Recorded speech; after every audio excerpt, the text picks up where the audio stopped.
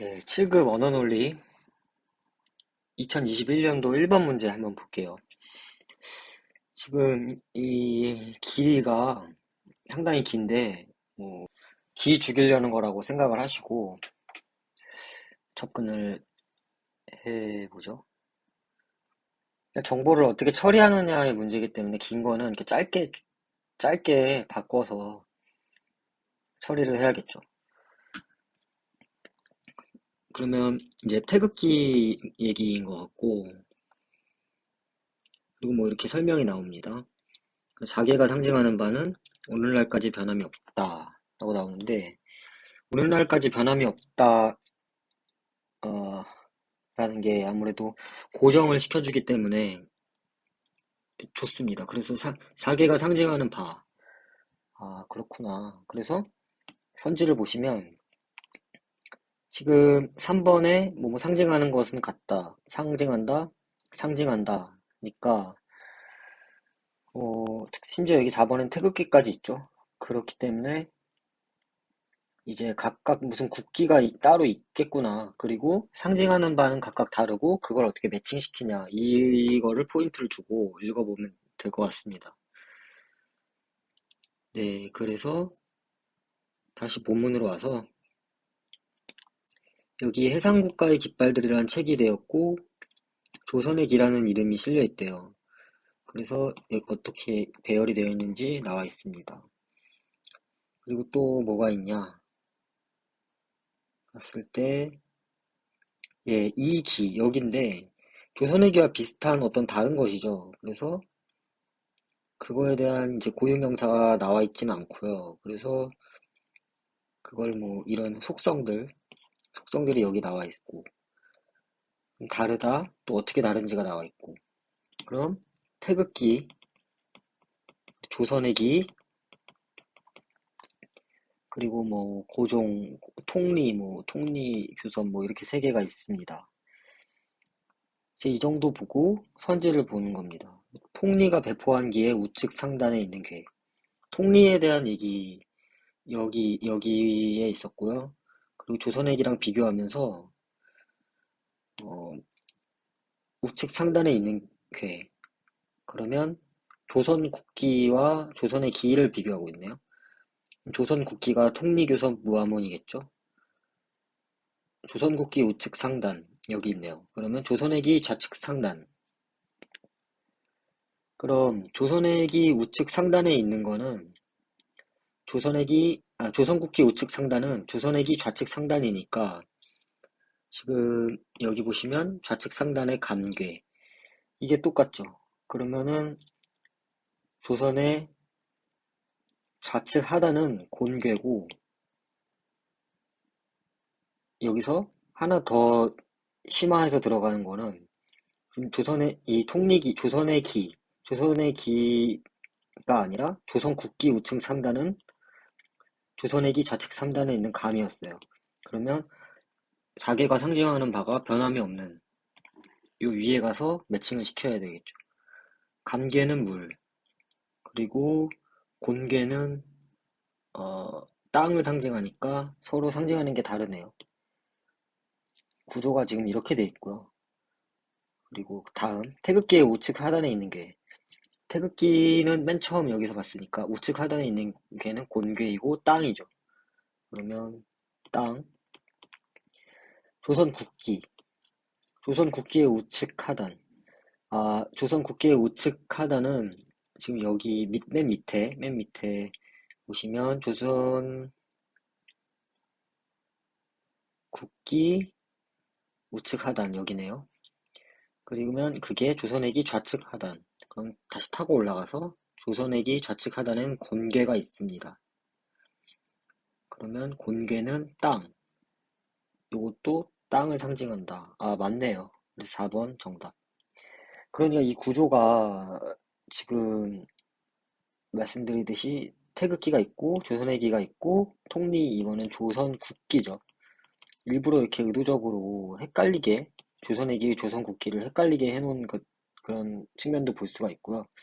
그리고 보기에 보면은 어, 어떤 괴인지, 뭐, 건곤감, 이렇게 있고, 그리고 그게 상징하는 게 또 뭔지가 또 각각 매칭을 해놔서 복잡하게 만들었지만, 이거를 잘 해부하면 문제를 풀 수 있다. 네, 이런 거 말씀드리면서 여기까지 설명해 볼게요. 2번입니다. 2번 이렇게 대화체로 되어 있는데, 갑을 뭐 이렇게, 지금 뭐 조례 뭐 이런 단어 나오는 거 보고, 선지 보니까, 이건 법조문을 우리 어렵게 하려고 저 대화로 바꿔놓은 것 같습니다. 그래서 법조문은 항상 기준이나 원칙을 먼저 파악을 하고 그리고 예외가 어떻게 되어 있는지 그리고 구조가 어떻게 되어 있는지 이렇게 보는데 한번 볼게요. 네, 뭐 법률을 개정할 때 조례를 제정하고 조례 제정 비율을 계산하는데 포함되었습니다. 네, 그래서 이제 여기부터 본 내용이 나오는데 어, 위임 몇 건인지 확인합니다. 그리고 재정, 네, 이렇게. 그래서 그 비율은 15분의 9, 위임분의 재정, 예, 이렇게 파악을 하시면 되고요. 60%였다.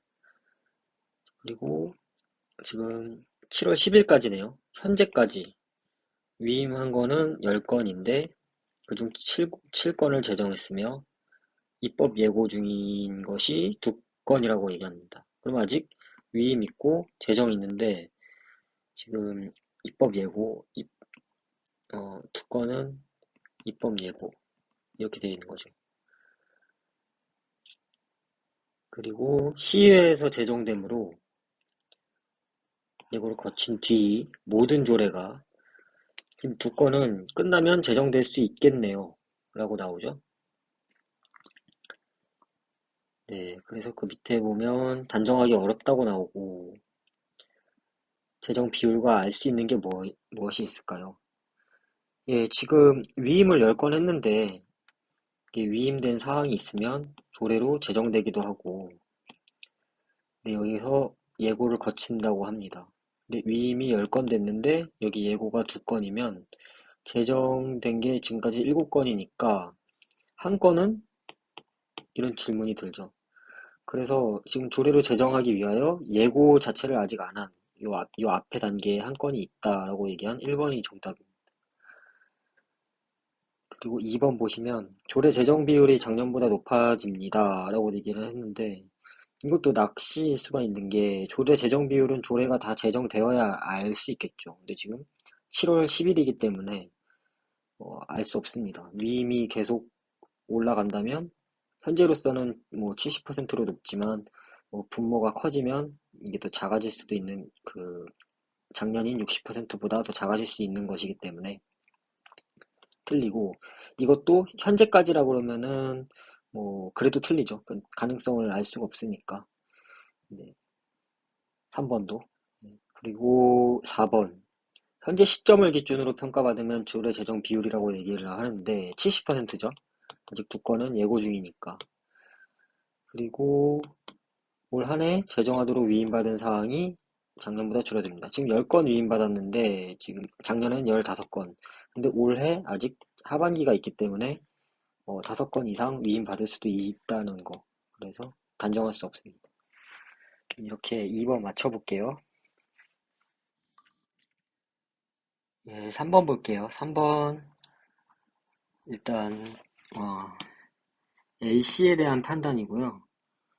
그리고 보기가 뭐 이렇게 돼 있고 예, 그리고 A랑 1, 2, 3번 보기랑 4, 5번이랑 좀 다르네요. 주어가.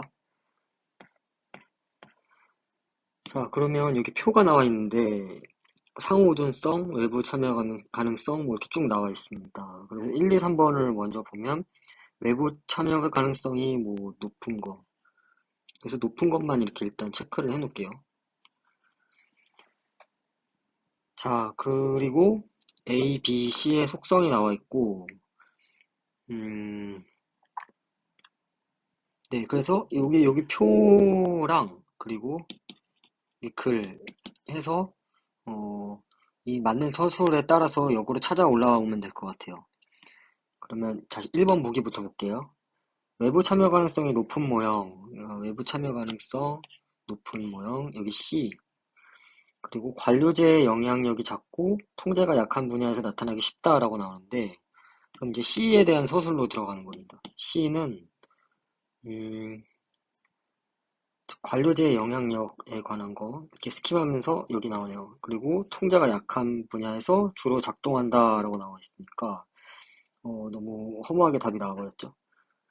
자, 그럼 검토해 볼게요. 2번. 실제 시험에서는 뭐 검토 안 하셔도 됩니다. 2번 상호 의존성이 보통인 모형. 여기 상호 의존성 보통인 모형 B네요. B는 배타성이 강해 다른 이익 집단의 참여를 철저하게 배제한다라고 나옵니다. 그리고 그런데 여기는 합의와 협력에 의해 일어난다는 이런 반대 진술을 하고 있네요.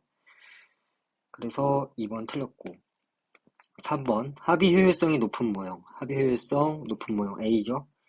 가장 효과적으로 정책 목표를 달성할 수 있다라고 나옵니다. 그리고 A 여기 이렇게 쭉 스킴해 보면 뭐 효과적이다 이런 얘기 안 나오죠. 그리고 그 밑에 뭐 비교하는 게 있나 조금 검토해 봐도 뭐 A보다 더 효과적으로 정책 목표를 달성할 수 있다라는 B에서 진술이 나오기 때문에 3번도 틀렸습니다. 4번 A에 참여하는 이익 집단의 정책 결정 영향력이 B에 참여하는 정책 결정 영향력보다 크다. 정책 결정 영향력에 관한 거고요. A는 그런 얘기 없습니다. B 같은 경우에 여기 이익 집단 정책 결정 영향력 그런 얘기 없습니다. C. 참여자의 수가 많아질수록 네트워크의 지속성이 높아진다라고 얘기합니다.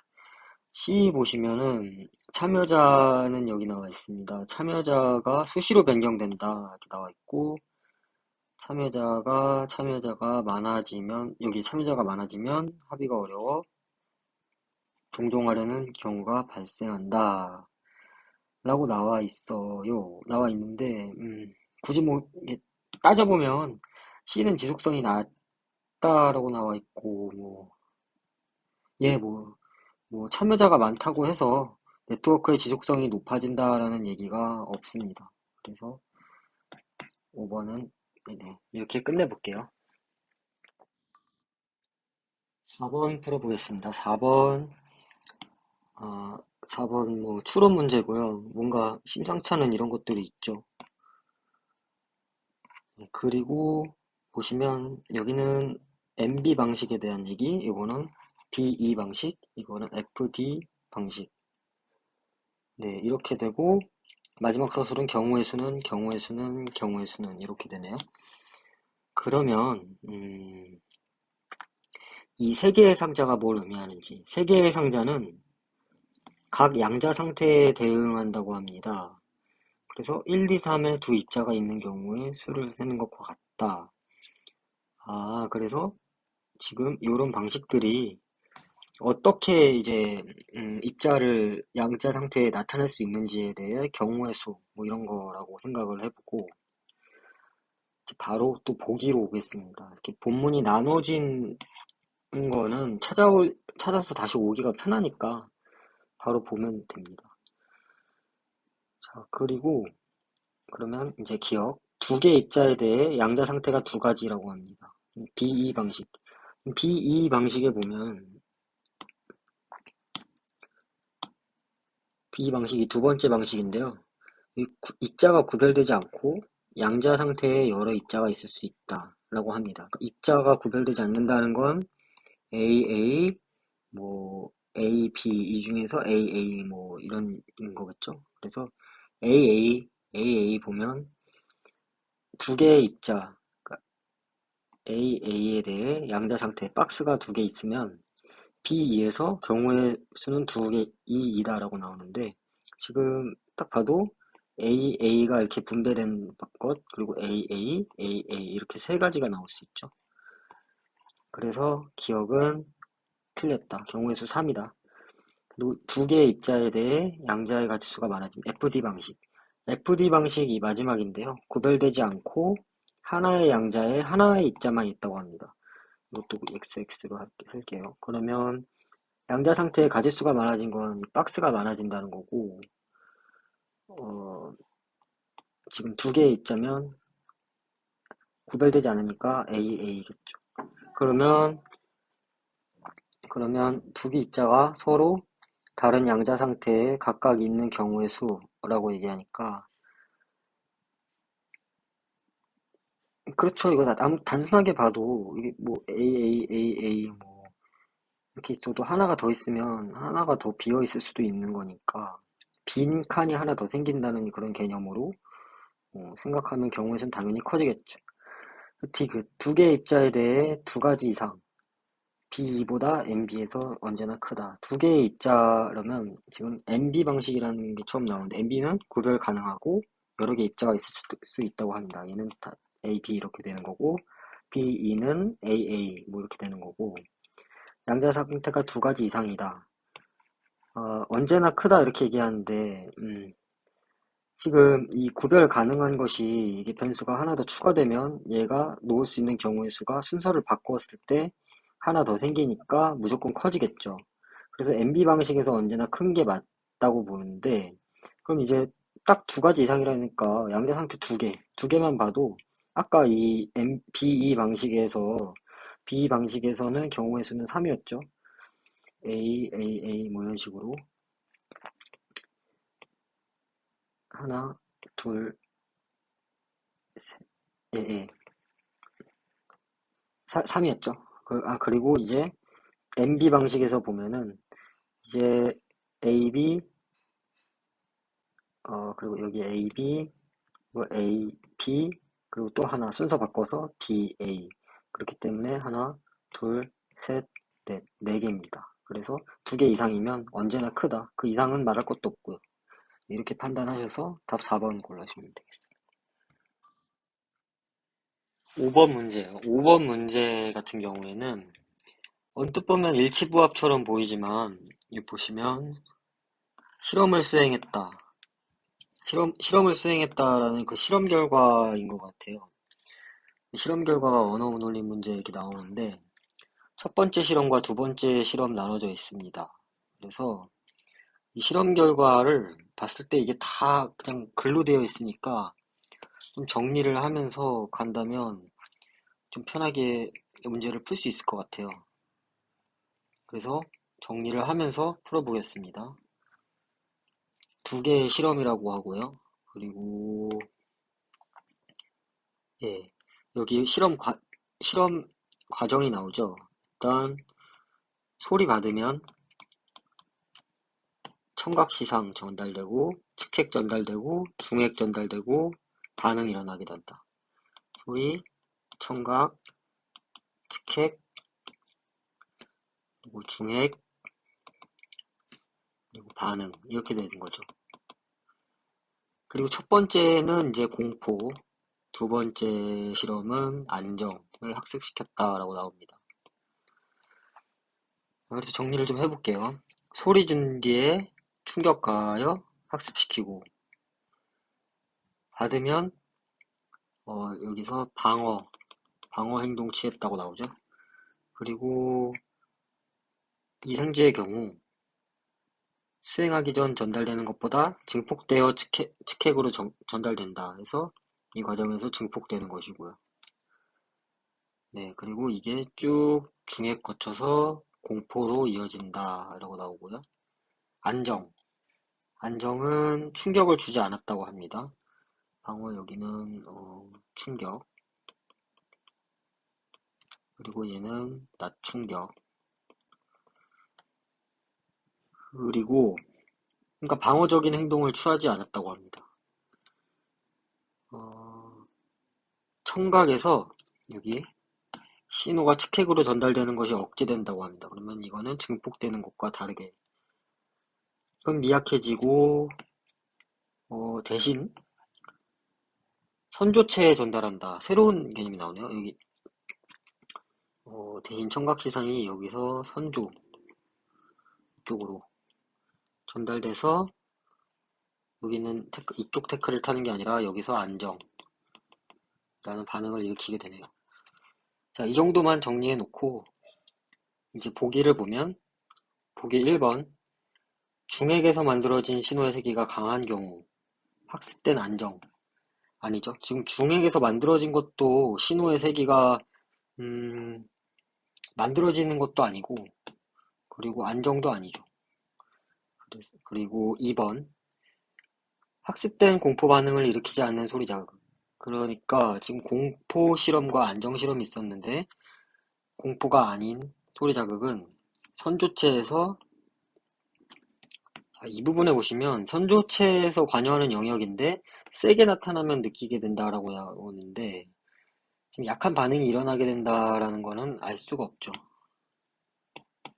세게 나타나면 안정감을 느끼게 된다인데 그래서 뭐 공포 실험인지 안정 실험인지도 이제 약간 모호한 그런 주어에다가 선조체에서 약한 반응이 일어나게 되는 것은 뭐 또 서술이 없는 그런 부분이고 3번 학습된 공포 반응을 일으키는 소리 자극 즉 공포 첫 번째 실험이고 청각시상에서 자 지금 3번도 선조체로 가는 거에 대한 얘기는 두 번째 실험에서만 나오고 첫 번째 공포 실험에서는 억제하느니 아니니에 대한 얘기는 하지 않았어요.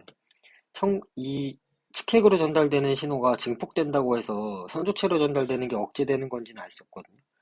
그래서 3번도 틀렸고 학습된 4번 안정 반응을 일으키는 청각시상 지금 청각시상 안정된 여기고 공포 반응을 일으키는 청각시상에서 받는 소리 자극 신호보다 약하다라고 나오는데 지금 청각 여기가 낚시네요. 지금 청각시상에서 측핵으로 전달될 때의 신호가 증폭되는 거지. 지금 청각시상에서 받는 소리 자극 신호라고 이거를 바꿔놓으면서 이 전 단계이기 때문에 전 단계에서는 충격에만 차이가 있고 방어적인 행동에만 차이가 있지 해서 4번은 낚시선지. 그래서 제가 이렇게 꼼꼼하게 정리를 하는 이유도 이런 데 있습니다. 이 순서를 바로 잡아놔야 이 순서의 고리를 묻는 문제가 종종 나오기 때문에. 그래서 정답은 5번이고요. 청각에서 측핵으로 전달되는 신호의 세기가 학습하기 전과 달라진다. 여긴 증폭되고 여기는 억제되고. 그래서 이 부분이 포인트로 문제가 나왔네요. 이렇게 한번 맞춰볼게요. 자, 6번 문제 풀어볼게요. 6번 문제 같은 경우에는 논리 문제인데, 논리 문제를 이렇게 줄글로 바꿔놨거든요. 그래서 이 줄글로 바꾸는 이 논리 문제를 다시 기호화한다면 어떻게 문제가 풀릴 겁니다. 근데 이제 이 문제에서 어려운 점이라는 거는 기호화해서 어떻게 그거를 효율적으로 빠르게 정확하게 잘할 수 있냐는 거죠. 그래서 이게 지금 보시면, 음, 이 보시면은 또 겹치는 문자 있잖아요. 겹치는 문자를 예를 들면 그거를 이제 만약에 기호와의 그 표식으로 잡아버리면은 꼬일 수 있기 때문에 서로 차이가 되는 부분을 잘 잡아야 됩니다. 그래서 일단 여기 민간 이런 게 겹치는 부분인데 이니까 이 서술이 똑같죠. 그래서 일단 기호화를 해볼게요. 민간 확정되었다라고 얘기하죠. 확정된 건 동그라미를 쳐서 그리고 민간으로 열린다면 이거 확정된 거니까 그대로 갑니다. 정보 관료가 맡아서는 안 된다. 밑에 보면 또 여기 정보 관료가 맡아서는 안 된다라는 얘기가 나오기 때문에 not 관료라고 하겠습니다. 그리고 민간이고 맡아서는 안 된다면 이니까 엔드 처리해도 지금 이게 두 개가 확정이기 때문에 여기 수석 대표, 그러면 가로 열고, 수석 대표는 고전이나 대중음악, 대중. 네, 이렇게 돼 있고, 또 관료 가운데 대중음악 제작자는 없다라고 나오니까, 어, 지금 낮 관료에다가 수석, 네, 이렇게 해주고요. 이건 동칠한 의미입니다. 그리고, 예, 수석 대표는 반드시 있어야 한다고 합니다. 그러면 이게 수석, 두 사람이 공동으로 맡을 수도 있고, 그리고 이 대우, 자, 지금 뭐뭐가 아니라면 뭐뭐가 안 된다라고 나오는 거는, 저는 이게 대우를 볼 때, 만약에 대우가 나오면 그냥 이거를 바로 고치거든요. 왜냐면은 문제를 만드는 과정에서 당연히 대우 그대로를 힌트로 주진 않을 거라는 판단 때문에. 그래서 지금 낮 수석이면, 전체, 이렇게, 아, 죄송합니다. 수석이면 전체죠. 그럼 수석 확정이니까 여기 전체 이렇게 확정되겠네요.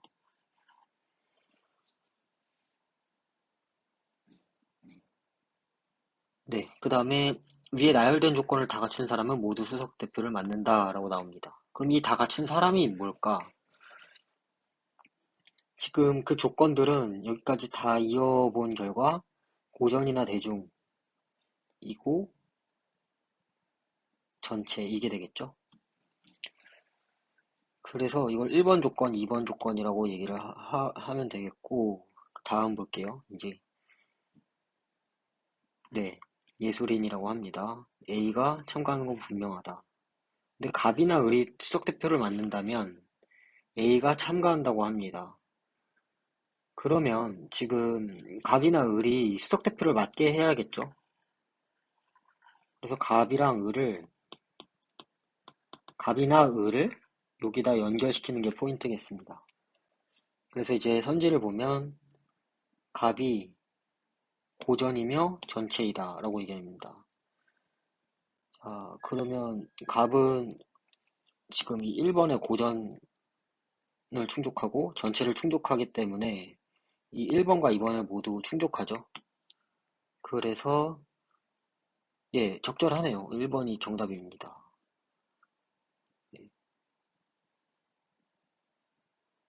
예, 뭐 이상한 거 없죠? 예.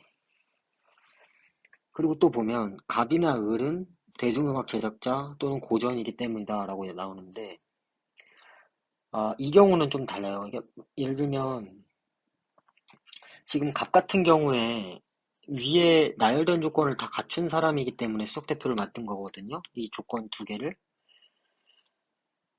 근데 지금 갑이나 이 2번 진술 같은 경우에는 갑, 오어, 을이면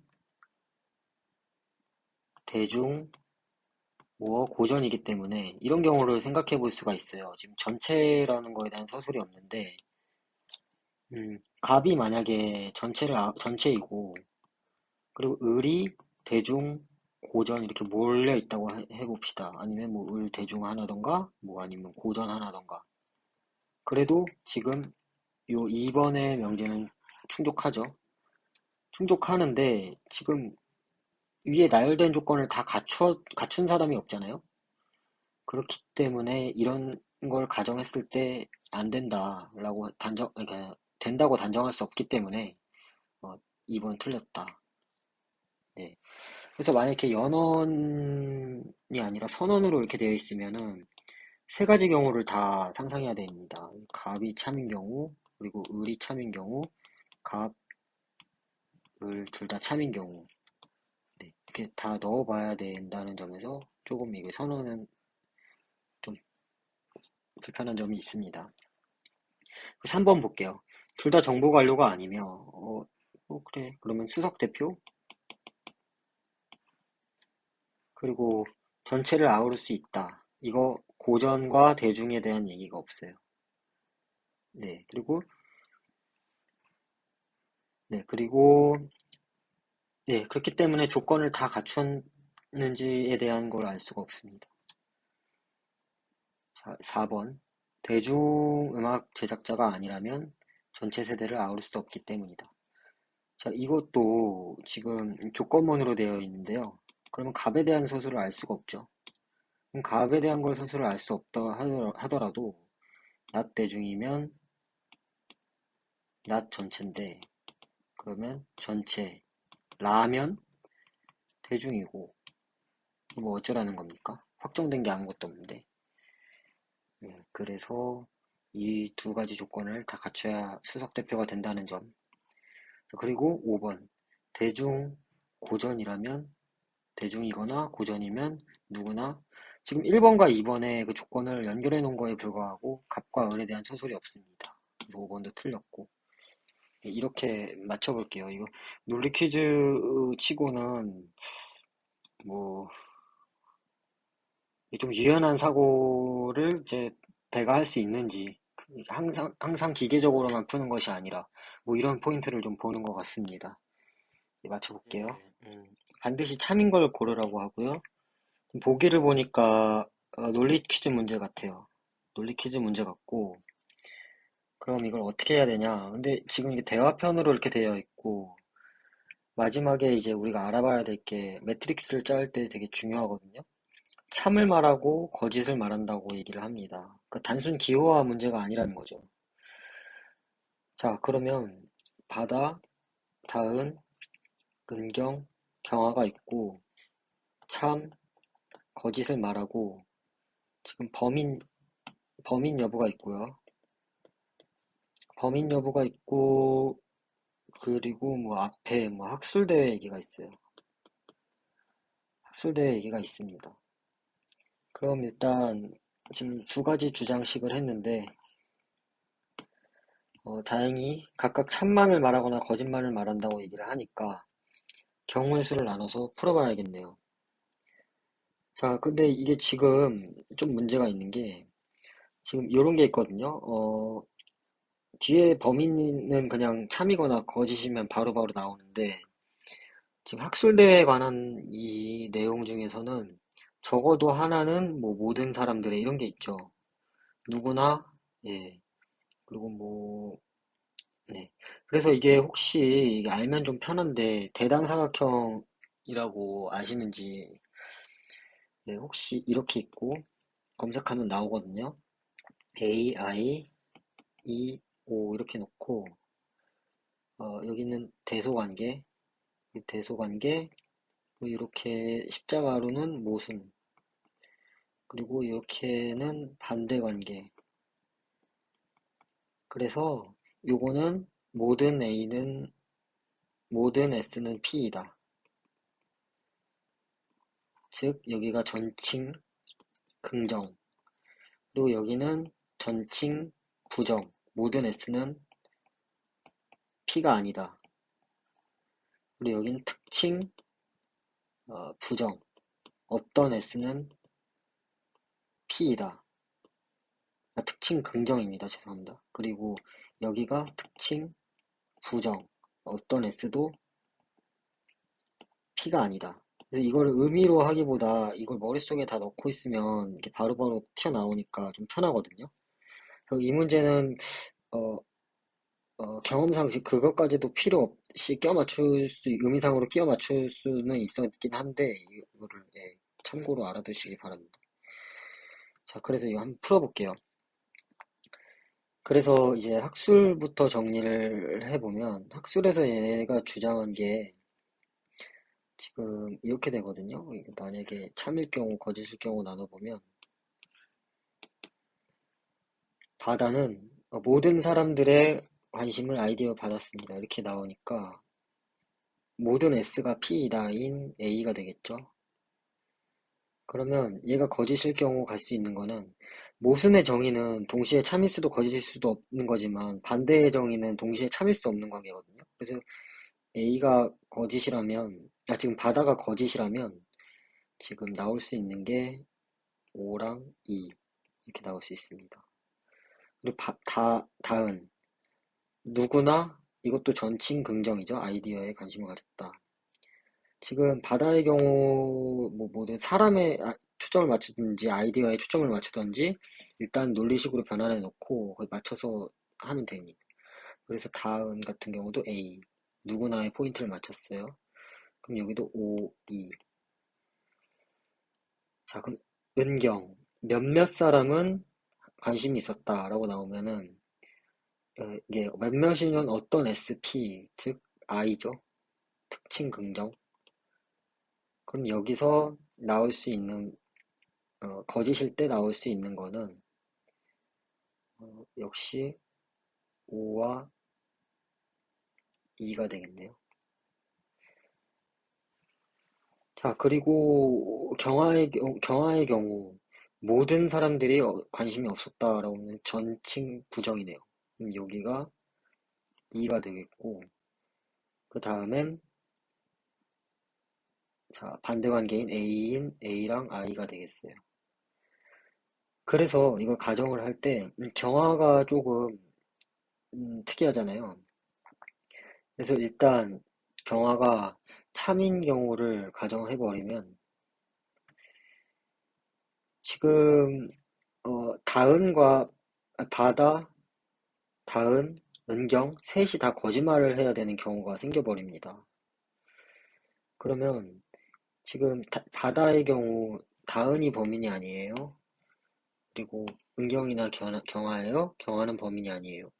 바다와 은경이 동시에 거짓말을 할 경우, 특히 은경이 거짓말을 할 경우, 지금 범인이 바다라고 얘기를 해버린 경화의 진술과 충돌됩니다. 범인은 한 명만 있기 때문에 그래서 경화는 참을 말할 수밖에 없습니다. 죄송합니다. 경화는 거짓말을 말할 수밖에 없습니다. 맞게 얘기했나요? 잠시만요. 예, 예. 경화는 거짓말을 말할 수밖에 없게 됩니다. 그래서 범인은 바다가 아닙니다. 자, 그러면 경화가 거짓말을 말한다면 지금 여기 학술회의에서도 거짓말을 말했기 때문에 A나 I가 맞는 진술이 되겠죠. 그래서 지금 I는 무조건 맞는 진술이 됩니다. A가 틀릴 수 있어도 I가 특징 대소관계에서 가장 작은 단위 강한 주장이기 때문에 그래서 은경은 참을 얘기할 수밖에 없습니다. 그러면 경화는 범인이 아니고 음,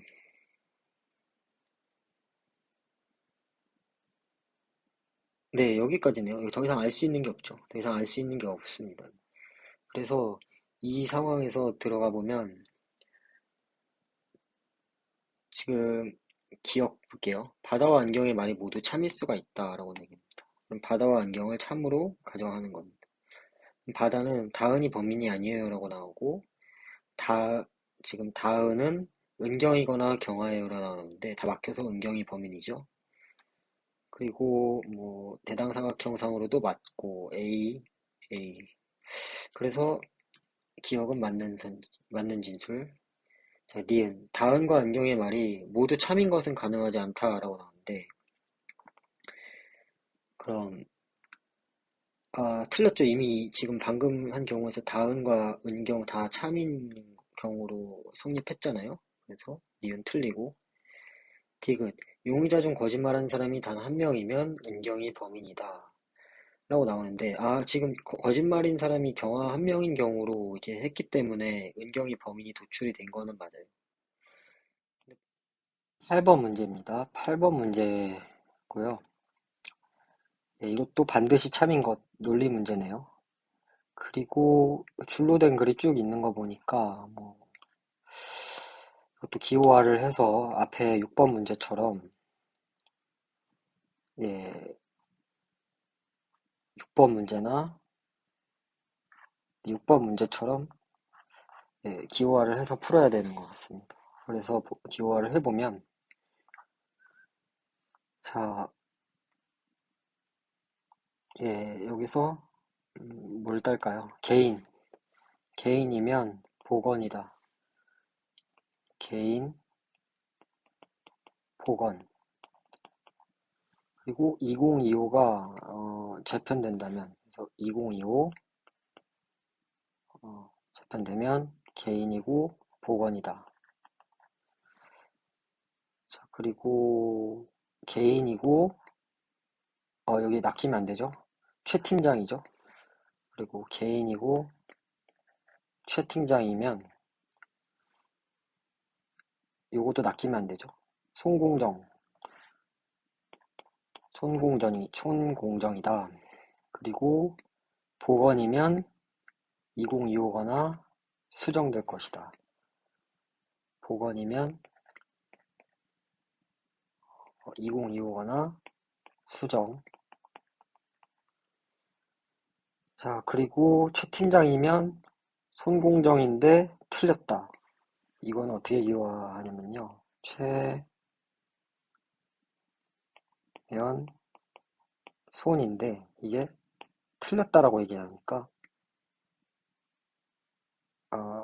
최 and not 손 이렇게 기호하시면 됩니다. 그리고 지금 확정인 게 최 and not 손 하나 있습니다. 이걸 1번, 2번, 3번, 4번으로 했을 때 어느 정도 가공을 해보면 지금 not 손이니까 3번의 대우면 not 개인 아니면 or not 최 이렇게 되겠고요. 자, 그러면 또 최에서 되는 거니까 개인 최는 확정이니까 개인이면 손이고요. 근데 낫손이니까 낫개가 확정되죠. 그리고 여기 2번의 대우를 만들어서 낫 2025도 확정되고요.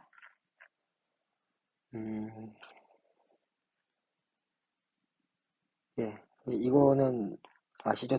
이거 낫개, 오어, 낫보면 낫 2025, 요 대우 만들어서 이렇게 되는 거. 자, 그렇게 여기까지인가요? 네, 여기까지인 것 같네요. 여기까지고 이제 보기를 보면 기억, 개인과 공. 자, 이건 낮게 and 낮 공이라고 얘기하는데 낮게는 맞는데 어, 지금 공이 아닙니다. 죄송합니다. 보호입니다. 보호. 보호에 대한 정보는 알 수가 없죠. 예. 지금 요걸 보면 낮 수정이라는 게 낮 수정 and 낮 2025여야 낮 보죠. 그래서 기억은 알 수 없습니다. 자, 니은 2025, 낮 2025 and 최. 지금 보시면 낮 2025 확정해놨고 최 확정되어 있습니다. 그래서 니은은 맞는 선지. 디귿 보면 수정이다 이렇게 나오는데 지금 4번 보시면 보면 수정이다 라고 나오는데 낮 2025가 확정이죠. 그러면 2025 제끼고 보면 수정이다 이렇게 가시는 겁니다. 그래서 디귿도 맞는 선지. 그래서 정답 4번입니다. 9번 역시도 논리 문제네요. 지금 이 논리 문제에서 이게 기호화 문제는 아닌 것 같습니다. 그러면 A, B, C, D 있고 그리고 뭐 몇 명 뭐 이런 식으로 돼 있는 거 보니까 기호화 문제는 아닌 것 같고 매트릭스를 짜보겠습니다. A, B, C, D 포함 8명이라고 합니다. 그러면 5, 6, 7, 8 이렇게 해놓고 아인슈타인, 많은, 코펜 여기다 할게요. 만, 코, 보 말고도 다른 해석들이 있고 각각 하나의 해석만을 받아들인다고 합니다. 그러면 여기 해당이 되면 막아야겠죠. 자, 그리고 상태 오그라듦 가설이네요, 이건. 5명이 있고, 그럼 여기다가 상태 5명. 상태는 이거 냅둘게요. 조건문이니까.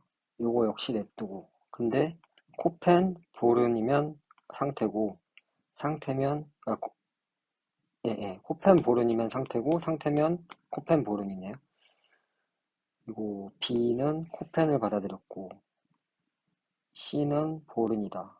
코펜, 보른인데 상태겠죠?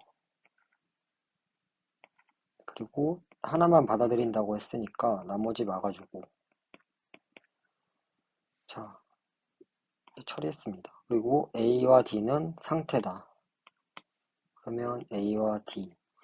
자, 그러면 상태면 또 코펜이나 보른이기 때문에 여기는 막아주면 되겠습니다. 그럼 뭐 이렇게 되겠네요.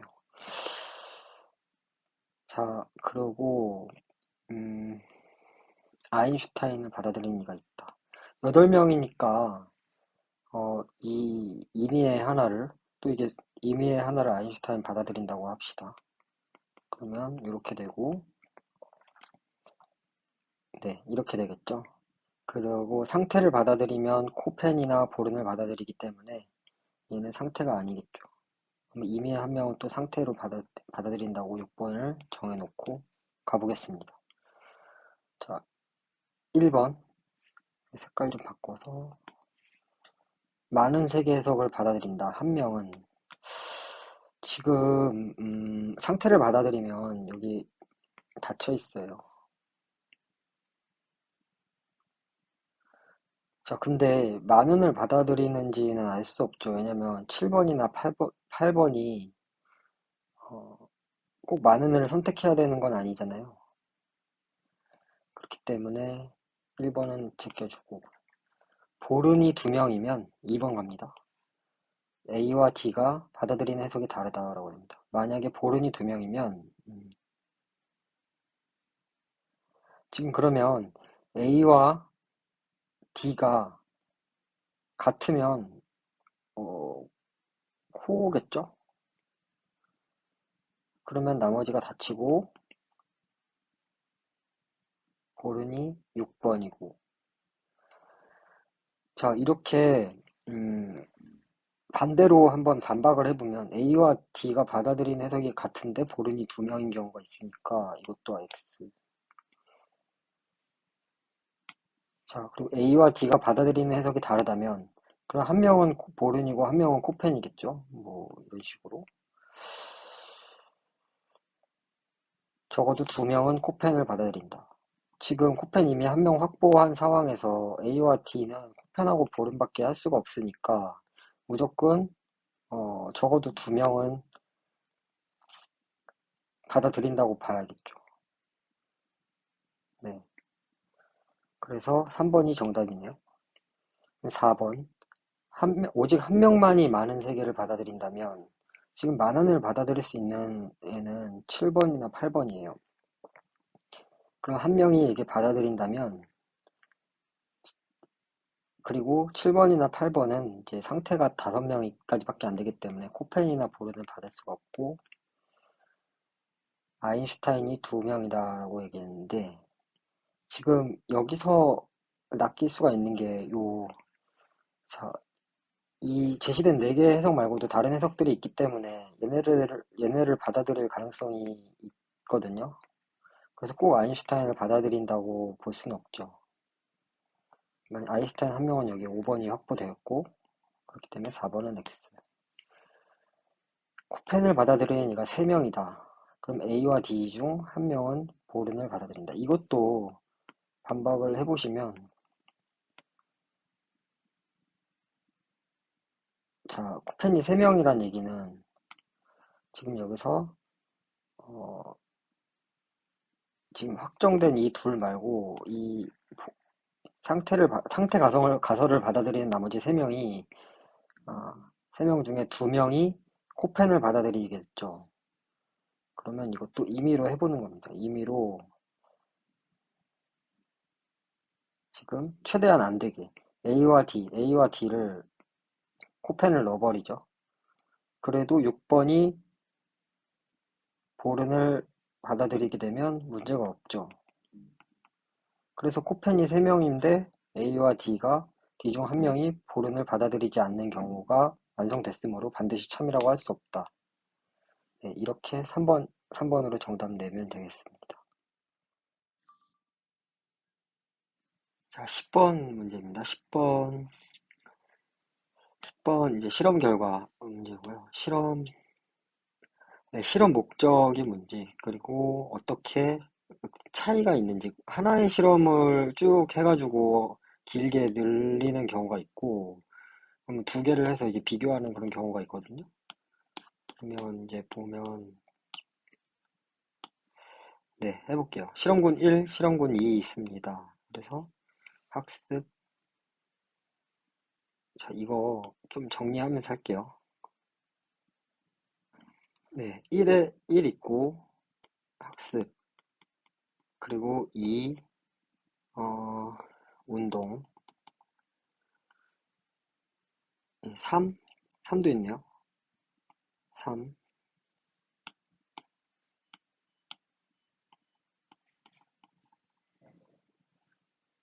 자, 이렇게 해서 여기는 아무것도 시키지 않았고, 이제 볼게요. 시냅스의 수, 시냅스, 시냅스는 1에서 크게 증가, 그리고 2, 3에서는 변하지 않았고, 그다음 모세혈관수, 모세혈관수는 2에서 크게 증가했고, 1, 3에서 변화하지 않았고, 1에서 대뇌의 지각 영역에서 구조 변화가 나타났고, 그리고 2에서는 피질의 운동, 그리고 손해에서 운동, 이렇게 나타났다. 그리고 3에서는 나타나지 않았다. 네, 이 정도가 되겠네요. 이 정도고, 이제 문제를 보면, 대뇌 1번, 대뇌 구조 변화는 학습보다 운동에서 더 큰 영향을 받는다. 알 수 없습니다. 지금 여기 보면 대뇌 지각 운동 뭐 다 나타났는데, 이 양자의 비교가, 비교, 뭐랄까요. 비교 대상이 다르므로, 알 수가 없습니다. 자, 학습 위주의 경험은 시냅스의 수에, 운동 위주의 경험은 모세혈관 수에 영향을 미친다라고 나와 있습니다. 그러면 학습 위주가 1이죠. 1은 시냅스의 수에, 그리고 운동 위주는 모세혈관 수에 영향을 미친다. 이게 너무 맞는 말이죠. 그래서 2번이 정답. 3번 학습과 운동의 경험은 특정 부위에 있는 신경세포 수를 늘려 구조를 변하게 한다라고 합니다. 지금 이 신경세포의 수가 늘어나는 게 아니라 한 개당 모세혈관, 한 개당 시냅스의 수가 늘어나는 거죠. 그래서 낚시다. 자, 4번 특정 형태의 경험으로 인해 구조 변화가 신경세포당 모세혈관 또는 시냅스. 자, 이거는 이게 순서를 바꿔 놓은 겁니다.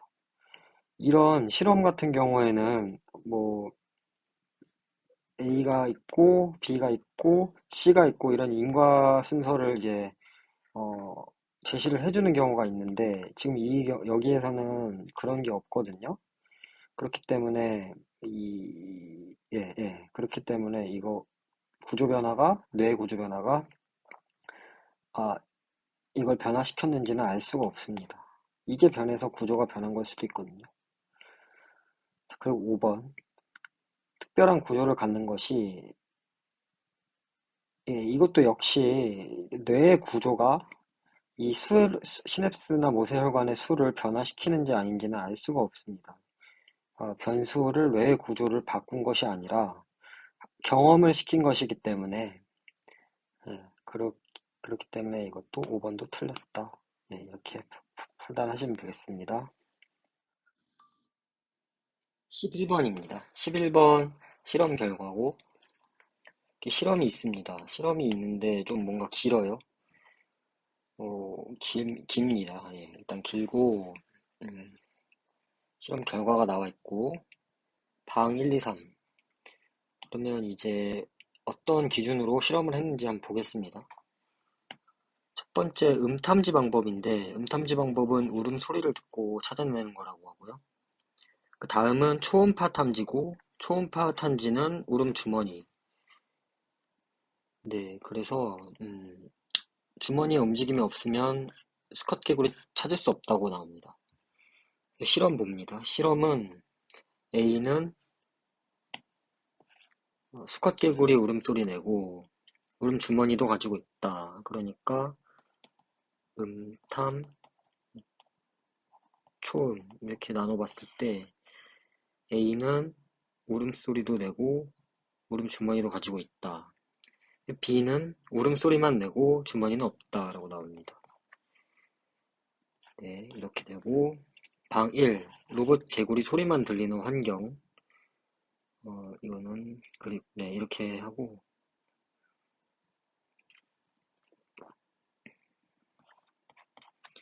그리고 방 2. 소리뿐만 아니라 다른 위치에서 로봇 개구리 소리와 같은 소리가. 그럼 이걸 알파라고 해보겠습니다. 그러면 소리 알파. 방 3. 소리뿐만 아니라 다른 이건 베타라고 해볼게요. 소리 들리고 베타 이렇게 돼 있습니다. 자, 이거 빨리 알아낼수록 걸리는 시간이 짧다라고 나옵니다. 그래서 박쥐가 얼마 만에 찾아냈는지 한번 보면 방 1은 A는 3.4였고 B는 3.3초. 그래서 개구리 소리만 들리는 것, 박쥐는 음탐, 초음 이렇게 있을 때 음탐지 방법을 사용한다고 볼 수 있겠죠. 방 2, A를 넣은 경우 8.2초, 늘었네요. 그리고 B를 넣은 경우에는 공격하지 않았다. 그러면 지금 방 2 같은 경우에는 음, 2 같은 경우에는 만약 같은 음탐지 방법을 사용했을 때 B도 공격을 받아야 되는데 B가 공격을 받지 않은 거 보니까 초음파 탐지를 사용했다고 이제 보여집니다. 초음파 탐지. 그리고 초음파 탐지를 했을 때 이게 시간이 늘어난다.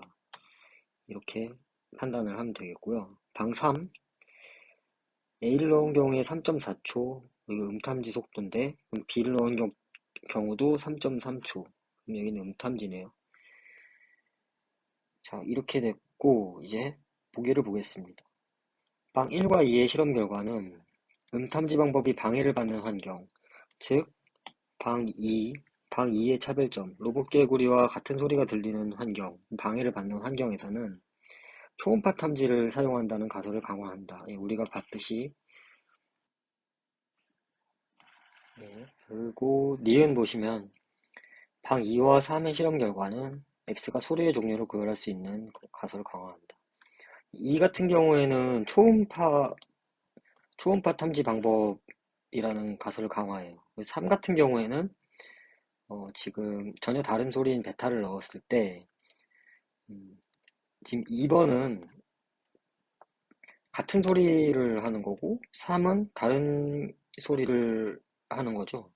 그래서 어, 방 3에서 음탐지 방법이 사용됐다는 거는 X가 소리의 종류를 구별하기 때문에 B를 잡아먹을 수 있었다. 방 2와 다르게. 그래서 그런 가설을 강화한다고 보면 되겠습니다. 자, 디귿 1과 3의 실험 결과는 수컷 개구리의 울음소리와 전혀 다른 소리가 들리는 환경. 방 3이죠. 방 3에서는 초음파 탐지 틀렸습니다. 왜냐면 방 3에서는 음탐지 방법을 사용했기 때문입니다. 그래서 기억 니은이 정답이게 되겠습니다. 12번 문제입니다. 12번. 12번 보시면 논증 문제고요. 위에 있는 거 뭐 안 읽어도 될 것 같습니다. 자, 1번부터 볼게요. 두 가지 목표를 가진다. 첫째, 둘째. 이렇게 나와 있고, 이거 자체로는 무슨 어떤 논증도 없네요. 자, 그러면 전통적 인식론. 전통적 인식론은 첫째도 달성할 수 없고, 둘째도 달성할 수 없다. 그럼 첫째 목표를 A라고 놓고, 이걸 B라고 놓읍시다. 그러면은 2번은 not A and not B가 되겠죠. 그리고 3번은 하나라도 달성할 수가 없다면 폐기돼야 된다. 그러면 not A or not B면 폐기 C라고 합니다. 그리고 4번은 따라서 C다. 그리고 5번 C라면 이 정도의 심리학? 뭐 이거 D라고 해봅시다. D. 심리학은 D입니다. 그리고 6번은 따라서 D다. 이렇게 되겠네요. 자, 뭐 이제 기호화 대충 다 했고, 볼게요. 기억.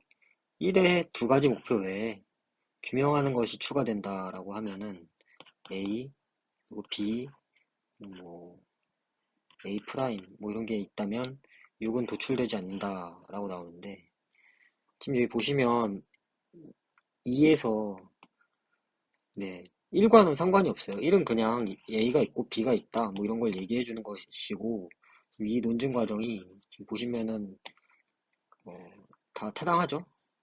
때문에 도출됩니다. 그래서 기억은 틀린 선지고, 일단 2, 니은 첫째거나 둘째를 달성할 수 없다라고 바꿔도 6이 도출된다라고 나오는데, 지금 2번 같은 경우에는 not A and not B인데 not A or not B라고 해도 도출된다라고 나오는데, 3의 시작점이 not A or not A or not B이기 때문에 그대로 6으로 가능하다. 이거 음, 없어도 죄송합니다. 이걸 바꿔도 이렇게 되겠습니다. 그래서 맞는 선지 4. 어떤 진술로부터 나오는 결론뿐만 아니라 논증 안의 다른 진술의 전제이기도 하다. 지금 결론은 4번, 6번이었어요. 근데 4는 C라는 결론이 나오는 것임과 동시에 이 C를 확정해서 5번, 6번으로 이어지는 다른 진술의 전제이기도 하죠. 그래서 정답은 4번.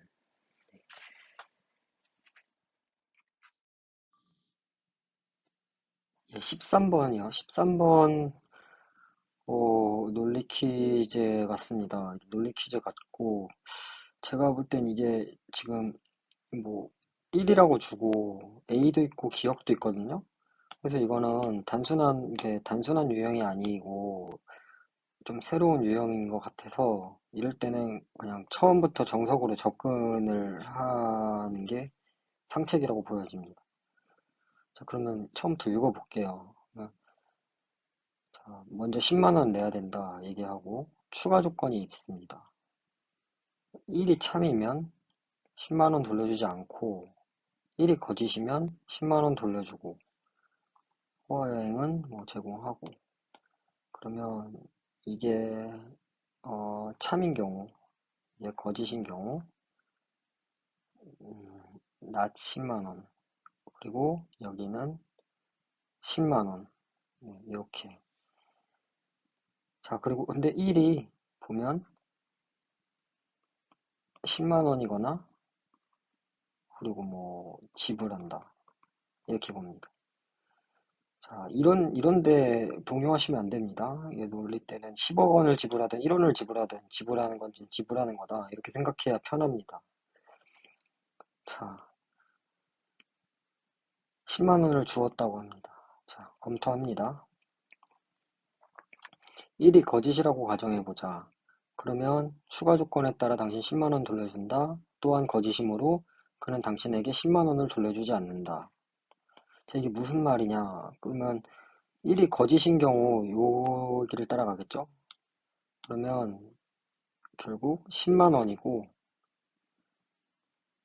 가정상 1이 거짓이므로 지금 이 15억 지불, 그러니까 10도 아니고 지불도 아닌 이렇게 되죠. 네. 그래서 10만 원, 10만 원을 돌려주는 것과 돌려주지 않는다는 것이 모두 성립해버린다. 그게 가능하지 않다. 따라서 니은은 참, 1은 참일 수밖에 없다. 이때까지는 그냥 제가 가진 논리적인 걸로 순순히 되죠. 근데 1이 참이면 이제 요테크를 가는데 10만 원을 돌려주지 않는다. 그쵸? 나 10이고, 그리고, 지금, 그러면 지금 1에서 15억 지불인데, 나 10이니까, 디귿은 지불해야 되지, 이제 1이 참이니까 15억 원을 지불해야 된다. 이런 내용이네요. 자, 이제 빨리 풀어보죠. 기억을 추론하는 데는 A거나 B의 형식을 가진 문장이 거짓이면, A도 B도 모두 반드시 거짓이라는 원리가 사용되었다. 자, 여기 지금 요, 요게 거짓이면 요거 드모르간 이렇게 씌워서 not ship and not 지불 이렇게 되니까 맞는 진술이네요. 그리고 니은을 추론하는 데는 어떤 가정하에서 같은 문장의 긍정과 부정이 모두 성립하는 경우 그 가정의 부정은 반드시 참. 귀류법이죠. 만약에 A가 참이라고 가정해서 B라는 결론이 나온다면 음, 그러니까 A이고 not A일 때 그 가정의 부정은 반드시 참.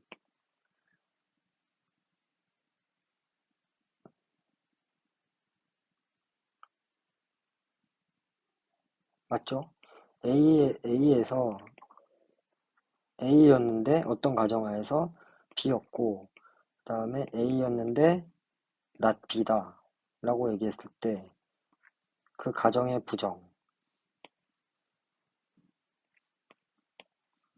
부정은 A and not B 그리고 A and B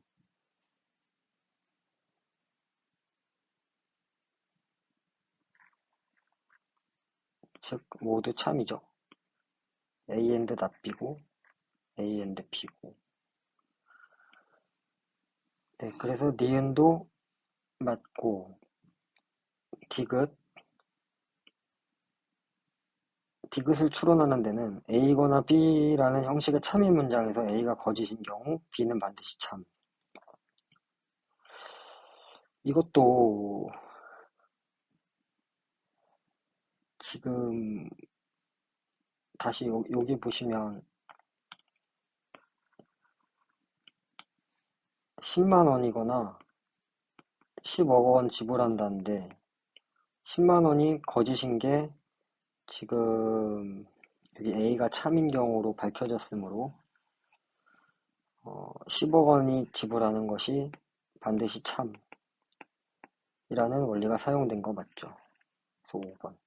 이거는 뭐라고 제가 이렇게 설명드릴 것도 없이 그러니까 논리학적인 어떤 원리들을 이렇게 글로 풀어놔서 그 글을 읽으면서 그런 논리적 원리를 떠올렸으면은 이 제가 굳이 설명할 필요 없이 기억니은 디귿이 다 직관적으로 이게 그렇구나 이렇게 판단이 되셨을 거라고 저는 생각이 들거든요. 네, 뭐 그래서 뭐 A 기억 같은 경우는 뭐 드모르간 그리고 뭐 니은 같은 경우에는 귀류법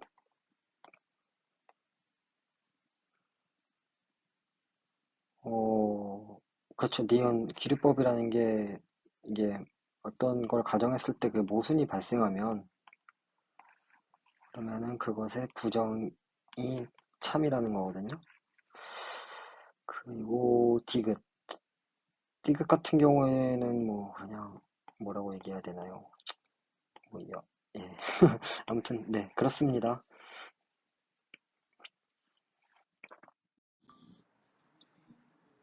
예, 14번은 견해 문제입니다. 견해 문제는 특징이 좀 있는 게,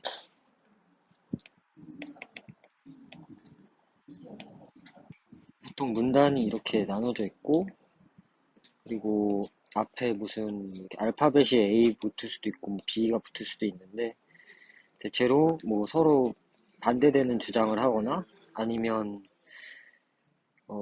예, 서로 주장이 차이가 나는 거, 그런 거를 먼저 보면 되고, 지금 친절하게 밑줄을 그어줬거든요. 여기 귀납적 방법이 철학이라는 지적 작업에서 불필요하다는 견해, 그리고 모든 지적 작업에서 귀납적 방법의 필요성을 부정하는 견해. 이렇게 서로 나눠줬는데, 이 위에 있는 설명이 필요할 때가 있고 안 필요할 때가 있는데, 지금 보면 여기 예, 연역과 귀납이 나눠져 있고 철학과 과학이 나눠져 있고, 그래서 네, 연역적 방법은 거의 뭐 상수 이 정도 보시고요. 네, 이제 선지로 와볼게요. 선지 보면 과학의 탐구가 귀납적 방법, 기억을 반박한다라고 나와 있는데, 지금 기억은 귀납적 방법이 철학에서 불필요하다는 견해죠.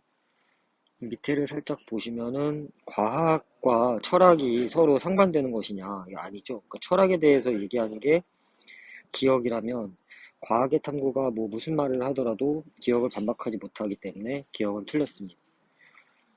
니은 같은 경우 철학의 일부 논증에서 기출법의 사용이 불가피하다는 주장.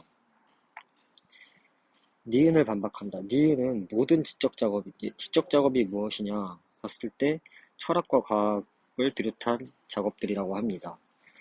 그래서 기납적 방법의 필요성을 부정하는 견해니까, 지금 귀추법의 사용이 불가피하다는 거는 귀추법을 사용할 수밖에 없다, 철학에서, 이런 얘기고, 그럼 이제 귀납적 방법이 귀추법이냐, 뭐 상식적으로는 귀추법이 귀납적 방법이지만, 여기 그래서 살짝 보시면 여기 귀납적 방법인 유비논증과 귀추법 이렇게 나온 거 보니까 귀추법은 귀납적 방법을 바꿔놓은 말에 불과하네요.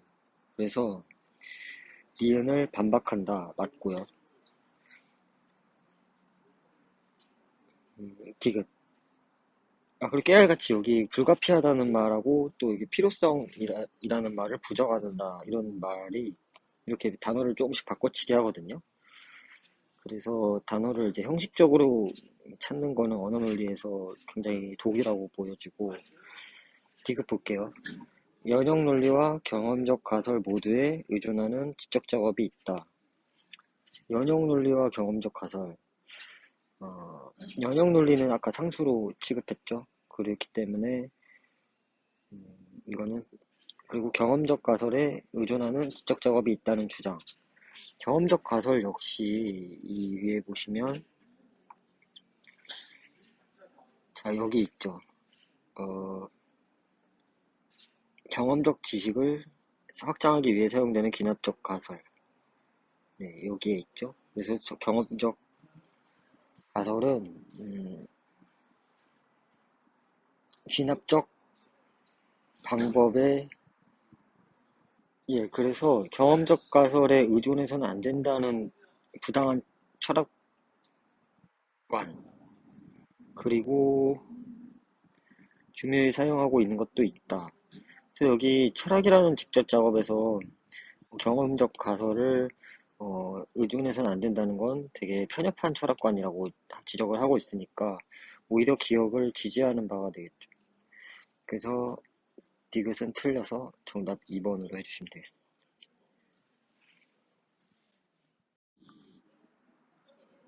15번은 3단 논법 문제인 것 같습니다. 3단 논법 문제라는 게 따로 없긴 하지만 이렇게 되는 거죠. 그리고 네, 이거는 이상하네요. 네, 이도 타당한 논쟁이라고 잘못 판단한다. 왜 이런 오류가 발생하는지 세 가지 입장이 있다. 네, 읽어볼게요. A. 모든 A는 B이다를 뭐 이렇게 C라는 결론이 나올 텐데, 그러면 B, A, C 이렇게 오류를 한다고 합니다. 그리고 어떤 에서는 문제가 없다. 모든에서는 A와 B 논리 오류가 생겨난다. 이게 갑의 견해고요. 그리고 을은 모든 A는 B다를 약한 의미로 A, B, C 이거야 되는데 강한 의미로 한다면 A, B, C 이렇게 이해한다고. 그리고 모든 A는 B다는 형태. 결론도 그런 형태이긴 하면 만약 모든 A는 B다는 형태로 전제가 되면 음, 결론도 그냥 A, C일 경우에 타당하다고 생각하고 그리고 어떤 A는 B다. A, 어떤 A는 B다. 일 경우 이렇게 판단하면 타당하다고 생각한다. 이 정도 읽어보고요. 이제 보기로 와보면 어떤 과학자는 이거 바꿀게요. A, C. 일단 결론부터 보면 철학자, 이거는 그냥 B라고 하고 철학자를 A라고 했을 때 A면 나 C. 어떤 철학자도 운동선수가 아니다. 그리고 어떤 철학자도 과학자가 아니다. A면 not B. 그 위에는 어떤 과학자는 운동선수이다.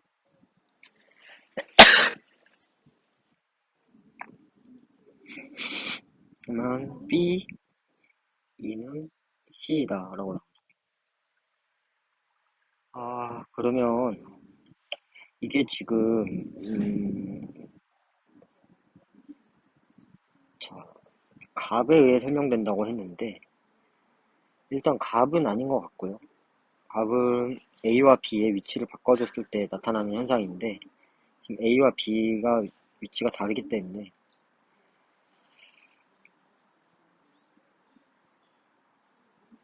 지금 A면 C다라는 거에서 여기서 그러면 뭐 B에 관련된 게 있어야 되는데 지금 이거를 대우를 만들어도 딱히 뭐 보이는 게 없죠. 그래서 갑은 아닌 것 같아서 일단 틀린데 그냥 이렇게 정도 판단을 하시면 될 것 같습니다.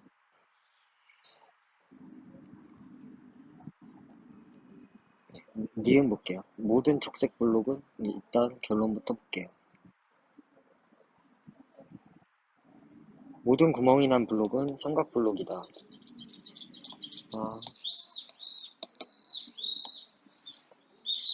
A면 C다 이렇게 돼 있고 그리고 모든 적색 블록 B라고 하죠. B면 A고 그러면 B면 C이고 B면 A고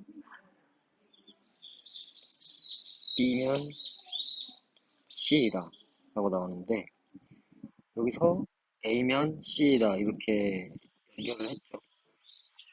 그러니까 이거는 지금 B랑 A랑 동치로 만들어 보면 B면 A고 그러니까 여기도 A면 C니까 A면 C다 이렇게 판단을 하는 그 A와 B를 동치로 판단했을 때 나는 오류. 그래서 이해는 맞습니다. 지금 볼게요. 결론이 어떤 프로게이머 그러니까 A, E면 물리학자, C이다. 물리학자는 전제는 B면 C고 그리고 어떤 컴퓨터 프로그램에는 과학자이다. B. 이렇게 나와 있는데 이게 병에 의해 설명된대요. 병에 의해 설명되는 게 일단 갑의 경우 앞뒤를 바꿔놓은 거 이제 여기서 B, C 이렇게 바꿔놔도 아니고 그리고 지금 C, B인데 C는 B다라고 해도 어떤이기 때문에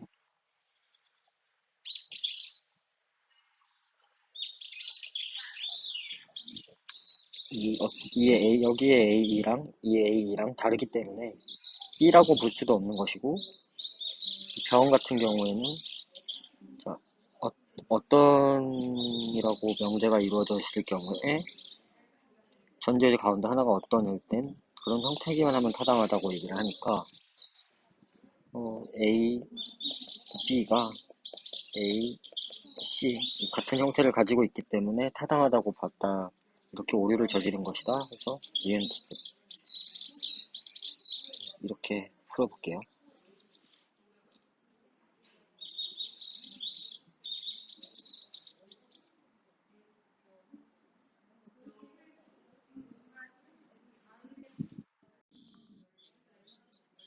16번입니다. 16번 계획안 이것도 신유형이라면 신유형인데 적절하지 않은 것은이라고 합니다. 일단 아닌 것은이고 예, 이게 사실 법조문이랑 크게 푸는 방법이 다르지는 않아요. 그래서 계획안을 보셨고 의견 반영해서 수정한다고 합니다. 여기 틀린 것들이 쭉 있겠죠? 이렇게 꼭지가 5개가 나와 있습니다. 그래서 일단 계획안을 먼저 볼게요. 왜냐면 글은 길고 계획안은 짧잖아요. 그래서 일단 첫 번째 강의 주제를 보면 순서대로 나와 있는지 한번 볼게요. 여기 주제 강의가 있습니다. 라고 나옵니다. 그래서 현재 강의 주제에 공공건축물 탑3를 추가한다라고 나오니까 A시의 유명 공공건축물을 활용해서 홍보하고 관심을 좀 그래서 맞겠죠. 이게. 공공건축물을 활용하는 건데 지금 이게 공공건축물을 활용하는 것이 안 보이니까 탑3 추가한다 이렇게 바꿔주고 그 다음 일시 봅니다. 일시가 이렇게 나와 있는데 시간이 딱 나와 있어요. 시간이 딱 나와 있고 위에 보시면 네, 여기 나오네요. 온라인 강의가 편안한 시간에 접속해서 수강하게 하고 수강 가능한 기간을 명시해야 합니다. 이렇게 두 가지. 그러면 편안한 시간에 접속해서 수강하게 해야 되는데 지금 이 시가 2개밖에 없죠. 그래서 이렇게 기간을 설정해 준 거 좋고 수강 가능한 기간 명시해 준 거 좋고 그리고 새벽 6시부터 밤 12시까지면은 편안한 시간이라고 판단할 수 있으므로 2번도 맞고 그리고 3번 교육 방식입니다. 교육 방식 교육 네 장소 항목을 바꾼다고 했는데 장소가 온라인 강의잖아요 지금. 그래서 보시면 여기 코로나19 온라인이 좋겠습니다. 온라인 강의로 진행. 그래서 3번도 맞고 4번은 대상인데 대상 관심 있는 시민 누구나를 사람 누구나로 바꾼다라고 대상이 어디에 나와 있나 보면 네, 여기 나와 있네요. 시민 대상 교양 과정으로 진행하는 것이 좋겠습니다. 여기 나와 있고 그리고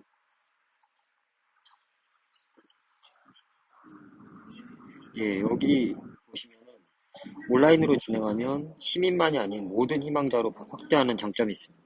근데 여기 보면 관심 있는 사람 누구나랑 시민 누구나랑 다른데 시민만이 아닌 모든 희망자로 확대를 하는 의견을 냈으니까 또 4번도 맞다고 보시고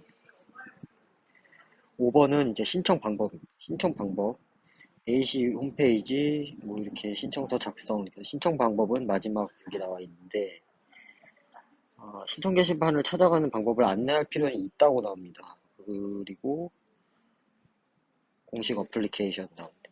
공식 어플리케이션은 좋아요. 근데 예, 공공교육과정 간편 신청 이것도 괜찮죠? 근데 지금 여기 신청 게시판을 찾아가는 것도 안내할 필요가 있다고 나오기 때문에 바꿔버리면은 병의 이 의견이 무시되는 것이므로 이게 틀렸다고 봐야 될 것 같습니다. 그래서 5번 정답으로 해주시면 되겠습니다.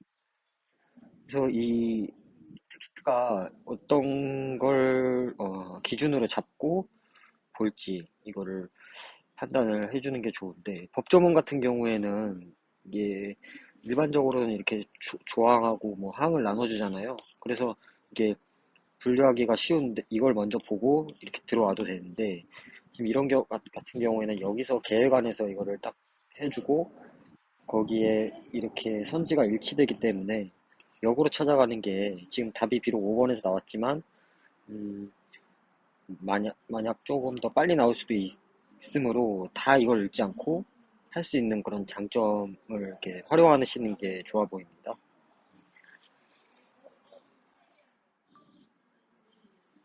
예, 17번 같은 경우에도 이렇게 기존 있고 개선이 나와 있는데 지금 개선 이렇게 표로 나와 있는 자료를 중심으로 보면 이 표를 결국 다 채우면 될 것 같거든요. 선지를 보니까. 그래서 표를 중심으로 한번 볼게요. 그러면 이게 지금 기억이 미음하고 비읍으로 나눠져 있습니다. 그러면 이제 주간 기간에 대한 얘기인데, 그래서 주간 기간에 대한 얘기가 어디 나와 있나 보면, 여기네요. 상하 공공기관이 각기 주관하였으나, 도가 채용 과정. 그럼 도가 언제냐? 네, 이렇게 나와 있네요. 그러면 지금 여기가 땡땡 도겠죠? 그러면 비읍은 산하 기간이겠고, 기억도 산하 기관이겠고, 그리고 여기는 필기겠죠? 여기 필기 시험. 자, 그렇게 나와 있고,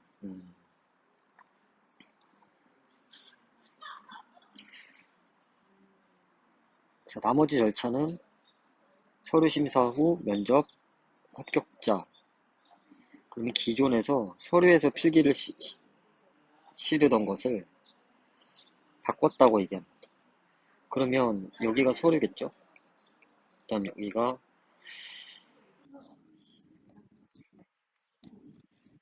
이렇게 되고 바꿨으니까 뭐 이렇게 되겠네요. 그리고 네, 요런 게 있는데 그냥 선지 볼게요. 개선 이후 기억에 해당하는 기관이 주관하는 채용 업무의 양. 자, 기억에 해당하는 기관 산하가 하는 업무의 양은 이전과 동일할 것이다. 이렇게 6개에서 3개로 줄었죠. 그래서 아니고 기억과 같은 주관이 들어가는 것은 비읍이 아니라 미음이다. 네, 비읍이죠. 산하니까 니음과 이음에는 같은 채용 절차가 들어간다 라고 나오는데 여기 보시면 이렇게 바뀌었으니까 3번이 정답이겠네요. 디귿과 시옷에서 지원자들이 평가받는 능력은 같다. 4번. 디귿과 시옷은 필기인데 여기 기존의 필기는 이게 바꿨다고 얘기하니까 틀립니다. 실무 능력 평가한다고 나와있죠. 리을을 주관하는 기관과 지읒을 주관하는 기관은 다르다. 지금 리을하고 지읒을 주관하는 기관이 둘 다 산하죠. 그래서 틀렸고. 18번 볼게요. 18번 표에 대한 판단으로 적절한 것을 하라고 그러고요. 이 표가 이렇게 나와 있습니다. 조례한 가나다가 있고 이렇게 가로축이고 기준은 여기 나와 있는.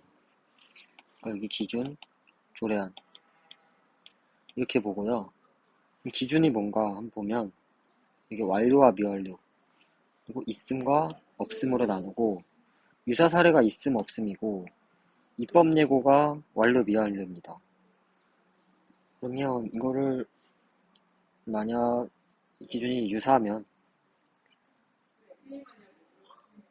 입법이고 그리고 입법이면 완, 미완이겠죠. 보면 가는 유사한 내용 담고 있다. 그래서 가는 입 그리고 예고는 진행 중이다 라고 하니까 미완. 나의 경우는 완료된 후에 접수되었다 라고 하니까 완. 그리고 유사하다 입. 뭐 전혀 없는 새로운 내용 규정. 그러니까 유사한 거 없죠. 그리고 입법 예고 진행되지 않았다. 미완 이렇게 얘기합니다. 자, 이제 현재 볼게요. A의 유사 사례의 유무를 따지는 기준들. 지금 A의 유사 사례 넣어놨어요. 그리고 리을과 비읍이 같네요. 지금 제가 이게 순서가 완, 미완, 그리고 it, up 이렇게 나오는데 왜 이런 거를 A랑 B를 굳이 기준을 바꿔놨을까라고 생각을 하면서 일부러 좀 거꾸로 집어넣은 측면이 있거든요. 그래서 그리고 여기 조례안 나 해석할 때도 보시면 입법 예고 완료된 입법 예고가 먼저 나오고 유사 나오고 그리고 여긴 또 유사가 먼저 나오고 입법 예고 나오고 이런 식으로 바꿔놓기 때문에 이런 부분을 무의식적으로 이제 의식하면서 살짝살짝 순서를 바꿔서 머릿속에서 정보를 처리하시는 것도 팁이라고. 네. 그리고 계속 볼게요. 비읍에 따라 갑의 보고 여부가 결정된다면 기억과 디귿은 같다라고 나옵니다. 그럼 일단 기억과 디귿이 같은 거는 B가 유사라는 얘기죠. 그래야 입법에서 지금 리을과 비읍이 같으니까 B가 유사이니 이렇게 보면 본문에서 네 여기 나옵니다. 유사 사례가 존재하지 않는 경우에만 갑의 보고여고 보고해야 한다. 그렇기 때문에 유사 사례가 결국 B라는 얘기고 바꿔놨을 때 리을과 비읍이 같다면 기억과 디귿이 같은 거랑 같기 때문에 니은은 맞습니다. 자, 디귿입니다. 리을과 미음이 같으면 기억과 니은이 같다라고 하는데 리을과 미음이 같다는 거는 지금 리을과 미음이 같다도 기억과 니은은 같고 리을과 미음은 다른 상황입니다. 그러면은 이걸 바꿔서 기억과 니은이 같다면 리을과 미음이 같냐? 아니죠. 다르죠. 그렇기 때문에 3번. 예, 이렇게 해서 헷갈리지만 않고 정보를 잘 처리하면 풀 수 있는 그런 문제였습니다.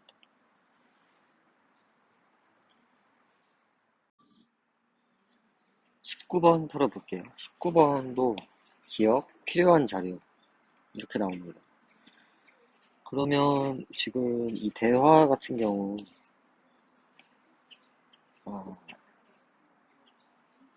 일단 보기를 먼저 보고 대화로 가볼게요. 기억, 장애인 및 비장애인 각각의 인구 대비 지원사업 가맹시설 수 이렇게 나옵니다. 그럼 일단 장애인, 비장애인 둘 다 필요한지 확인해 봐야 되고요. 그리고 이게 필요한지 두 번에 검토를 해야 될 것 같습니다. 그래서 이제 보면 이제 문제점이 있습니다. 그리고 가맹시설이 많이 있어야 하고 장애인과 일반의 차이를 비교해주고 있네요. 그리고 장애인 수에 대해 가맹시설 수 비장애인 수보다 턱없이 적어서 그런 걸까요? 그러니까 장애인의 인구, 비장애인의 인구 이거를 기준으로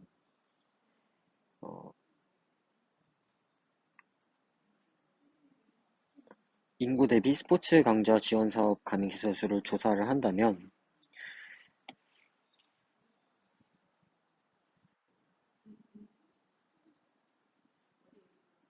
지금 여기 장애인의 수에 비해 비장애인의 경우보다 이 두 개를 비교하는 거랑 일치하기 때문에 기억은 맞다고 판단해 주고요. 그리고 장애인과 비장애인 각각 스포츠 강좌 지원 사업에 참여하기 위해 본인이 부담해야 하는 금액을 봐야 되고요. 그리고 장애인과 비장애인 각각이 봐야 됩니다. 이것도 보면 여기 보면 비장애인 대상 강좌보다 장애인은 보조 인력 비용 등 해서 수강료가 높을 수 있습니다. 그래서 자기 부담금이 여전히 크다면 이렇게 나옵니다. 본인이 부담해야 되는 금액 나왔고요. 그리고 장애인과 비장애인을 이제 비교하는 부분. 여기 비장애인보다 장애인. 그래서 니은도 맞다고 보고. 디귿. 이제 연령까지 추가가 됐네요. 장애인 중 희망하는 인구. 만 50세. 비장애인 중 희망하는 인구. 그러니까 연령, 그 장애, 비장애 여부, 뭐 희망 여부. 이렇게 세 개를 봐요. 그러면 지금 여기 마지막이겠죠? 주요 연령대가 제외된 것 같습니다. 고령자 비율이 비장애인 인구에 비해 높다는 사실을 고려하면 상한율 만 64세까지. 자, 그러면 장애인과 비장애인의 그 인구를 얘는 상수로 두고 있어요.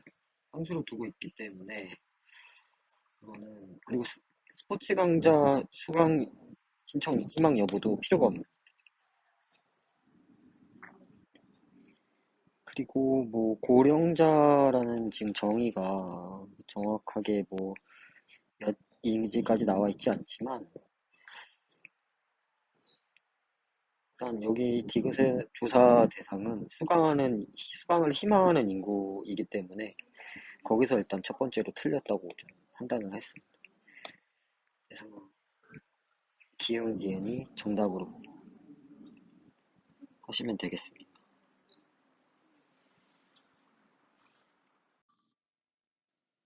예, 20번입니다. 20번 또 대화체네요. 대화체를 많이 주는지 잘 모르겠는데 예, 일단 해볼게요.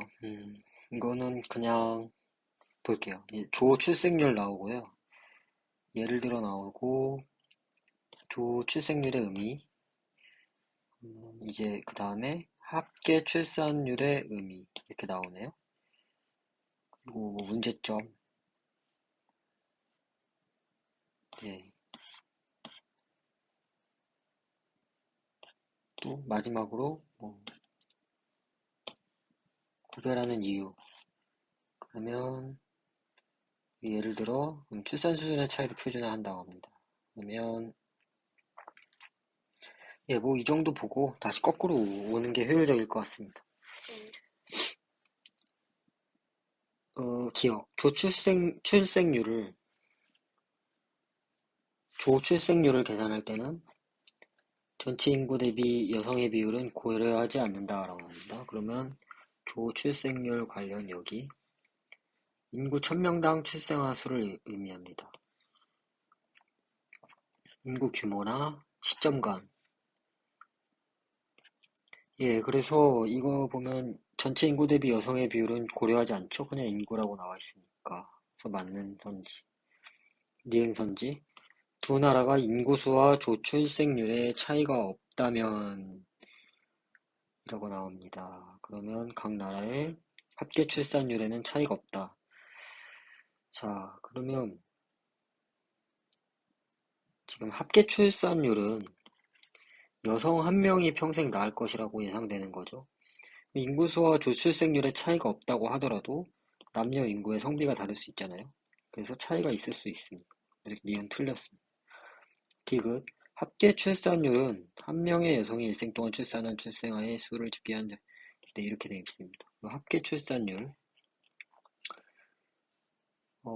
실제 평생 낳은 아이 수를 하는 거는 문제가 있어서 합계 출산율을 이렇게 가정을 하고 합한 것이라고 합니다. 그러면 지금 이게 문제가 있어서 다른 데이터로 합계 출산율을 집계한다고 나와 있으니까 당연히 틀린 선지가 되겠죠. 그래서 답은 1번. 예, 21, 22번 한꺼번에 한번 풀어볼게요. 세트 문제가 이렇게 중간에 있네요. 특이하네요. 보면 일단 세트 문제는 거의 웬만해서 다 이해를 하는 게 효율성 따지지 않고 좋은 것 같습니다. 그래서 풀어볼게요. 일단 네, 뭐 x 저가 1, 고가 10. A의 주장, 예, 그리고 근거. 첫째 있으면 둘째 있겠죠. 주장은 흑인과 백인을 차별한다는 거고, 둘째 근거는 예측의 오류에 관련된 거라고 합니다. 그럼 지금 첫째 근거에서 알 수 있는 건 백인의 경우 1로 평가된 사람이 가장 많고 10까지 비율이 차츰 감소했다 라고 나오고, 그리고 이게 백인이고 흑인은 고르게 분포되었다. 이게 흑인이다. 자, 그러면 고위험군으로 분류된 사람의 비율이 백인보다 흑인이 더 큰 거, 여기 이 부분, 이게 근거고요. 그러면 자, 둘째, 2년 이내 재범을 어떤 사람 중에서 어떤 못 본 비율이 흑인, 백인. 흑인이 높은 부분은 지금 고위험군이죠. 그래서 나는 고위험군인데 들어와야 됩니다. 그래서 나는 고위험군. 그리고 잘못 본 거니까 저지르지 않으니 들어와야겠죠. 그래야 이게 차별된 거니까. 자, 2년 이내 재범을 뭐뭐 한 사람 중에서 뭐뭐로 잘못 분류. 백인이 크죠. 백인이 큰 경우는 지금 저위험군의 역입니다. 그렇기 때문에 라 저위험군 얘기고요. 그리고 저지른.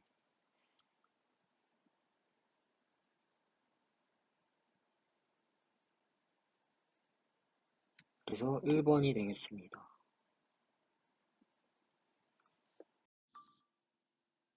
계속 보겠습니다. 자, 그럼 기억과 같은 경우에는 지금 저희가 파악을 됐습니다. 그래서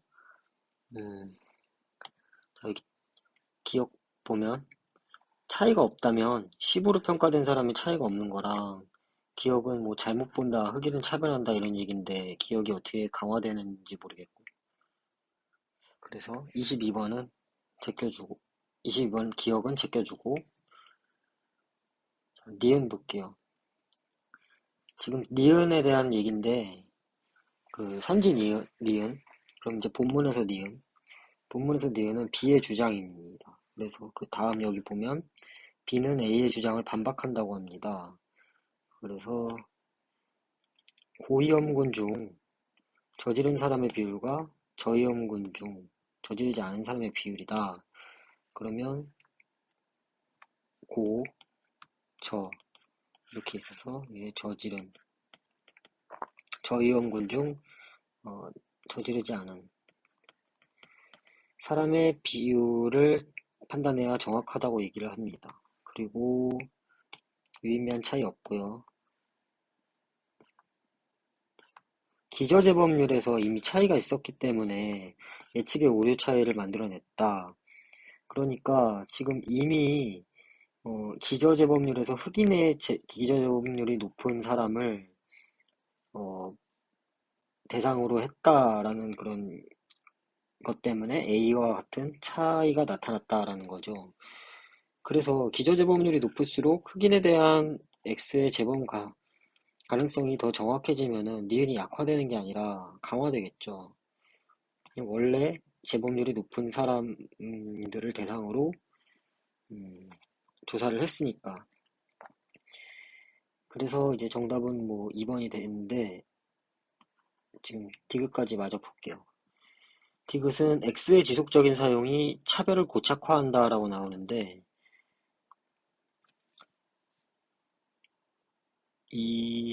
왜 그런지 한번 판단해 볼게요. 위험지수를 판정할 때 사용되는 기저재범률이 전혀 상관없는 다른 흑인들이 만들어낸 거라고 합니다.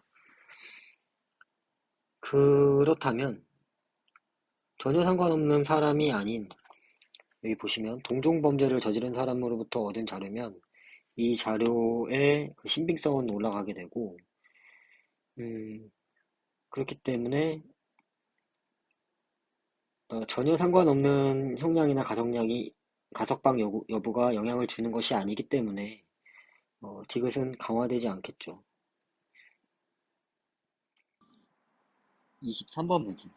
23번 지금 대화편으로 되어 있는데 요즘 이런 게 좀 유행인 것 같아요. 법조문을 대화로 바꿔놓고 바로바로 파악하기 어렵게 만들어서 음, 문제를 내는 거죠. 시간을 끌게끔. 그래서 보시면 이 법률에 이게 원래 법조문의 제목이어야 되죠. 그리고 네, 이렇게 조건이 나옵니다. 명확히 거절 공직자가 그리고 거기에 있는 항은 금품 등에 해당하는지에 대한 내용이 이렇게 나와 있겠고요. 동일인의 기준이 이렇게 나와 있고 그 다음은 사례가 나와 있어요. 사례는 X회사 사장, Y회사 임원,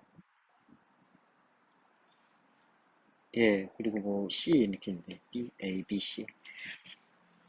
자, 이렇게 해놓고 이제 선지를 보겠습니다. X회사로부터 받은 접대를 받았네요. 시간, 공간적 근접성으로 보아 향응을 받은 것이 됩니다. 지금 X회사로부터 받은 접대는 A의 지금 축제 후원금 여기거든요.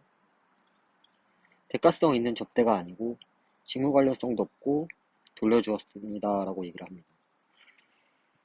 그러면 이제 금품 등의 접대와 같은 향응이 포함된다고 얘기하는데 네, 포함된다고 하고 동일인으로부터 명목에 상관없이 접대를 받을 수 없습니다. 직무 관련성 없고요. 근데 지금 여기 보시면 1인당 12,000원씩 들어간 것인데 90명이라고 하니까 그냥 이렇게 하면 100만 원이 넘는데 지금 8,000원씩 지불을 했다고 합니다. 그러면 4,000원에 뭐 99빼도 100만 원 안 되겠죠? 그렇기 때문에 향응을 받은 것이라고 얘기할 수는 없습니다. 2번 Y사로부터 받은 제안의 내용은 청탁금지법상의 금품인지 여부, 향후. 지금 이거는 향응에 금품이 이제 포함이 되어 있는데 금품이라고 할 수 없지만 향응에 포함될 수 있다는 이 내용이 무슨 얘기인지 논리적으로 안 되죠. 그래서 2번 다 X. 그리고 A와 C는 동일인으로서 부정청탁을 한 것. 그러면 A와 C가 동일인인지 확인하면 되는데 여기가 지금 동일인 얘기죠. 받은 사람을 기준으로 따진다고 합니다. 어, 한 공직자에게 여러 사람이 동일한 부정청탁을 하며라고 나와 있습니다. 지금 여기 X회사 사장 여기 축제 후원금은 저를 포함한 시청 직원 90명입니다. 그렇기 때문에 한 공직자가 아니기 때문에 동일인이라고 볼 수 없습니다. 자, 4번 봅니다. B와 C가 제시한 금액은 허용 한도를 벗어나지 않습니다. 허용 한도를 일단 보면 직무 관련성이 있는 경우가 아니라 없다면이라고 얘기했으니까 1회 100만원 혹은 매 회계 연도 300만원 초과라고 얘기해요. 그럼 B 볼게요. B는 100만원. 그러면 이게 초과하지 않죠. B가 제시한 금액은 벗어나지 않는 거 맞습니다. C 볼게요. C는 200만원 이제 1회 200만원이니까 초과하래요. 그럼 청탁금지법상의 허용 한도를 벗어납니다. 그래서 틀렸다고 보죠. 답은 5번인데 C의 청탁을 신고할 의무가 생기지 않지만 C가 다시 한번 한다면 신고해야 합니다. 맨 위에 여기 보면 신고 의무에 대한 얘기가 나오죠. 그러면 부정 청탁을 받은 건 맞고요. 명확히 거절 의사 표현했다고 합니다. 근데 같은 청탁을 해오면 신고해야 합니다. 네, 맞습니다. 한 번 신고하는 건 생기지가 않지만 다시 한 번 하면 신고해야 한다라고 나오기 때문에 5번이 정답을 하시고 넘어가시면 돼요. 24번입니다. 24번 이렇게 표가 나왔고 상당히 긴데 이것도 법조문으로 그냥 봐서 풀면 될 것 같습니다. 그래서 B카페 얘기이고요. B카페는 네, 뭐 이렇게 나오고 그래서 B카페는 해당하지 않는다고 얘기합니다. 네, 그래서 뭐 이런 게 있었고요. 지원해줄 수 있는 조례를 마련해달라고 하고 조례를 개정했다고 합니다. 지원금을 받았네요. 자, 그러면 이제 이걸 보면 B카페는 50여 구역의 주차장 정보를 15km 떨어졌고 세자녀 기르고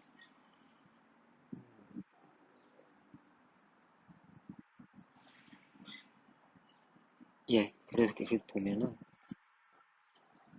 빅카페는 지금 문제가 문제 해결 능력을 좀 보는 것 같거든요. 빅카페는 지원금을 받아야 설치할 수 있는 상황이라고 합니다. 그리고 지원금 받았고요. 그러면 이 조례에 맞춰서 빅카페가 조건을 충족해야겠죠. 보면은 주차 단위 구역 100개 이상을 갖춰야 하는 게 조건이고 설치하여야 한다는데 없으니까 주차 단위 100개 이상 아니고 50개겠죠. 네, 그래서 설치 대상에 하면은 설치 비용의 반액을 지원해야 되는데 설치 대상이 아니거든요. 해당하지 않는다면 공고할 수 있다라고 나옵니다. 그럼 얘가 어떻게 그 개정을 했길래 설치를 했나 보면은 지금 일단 주차 단위 구획 이 자체가 바뀌어야 되겠죠. 그리고 지원 가능한 여부.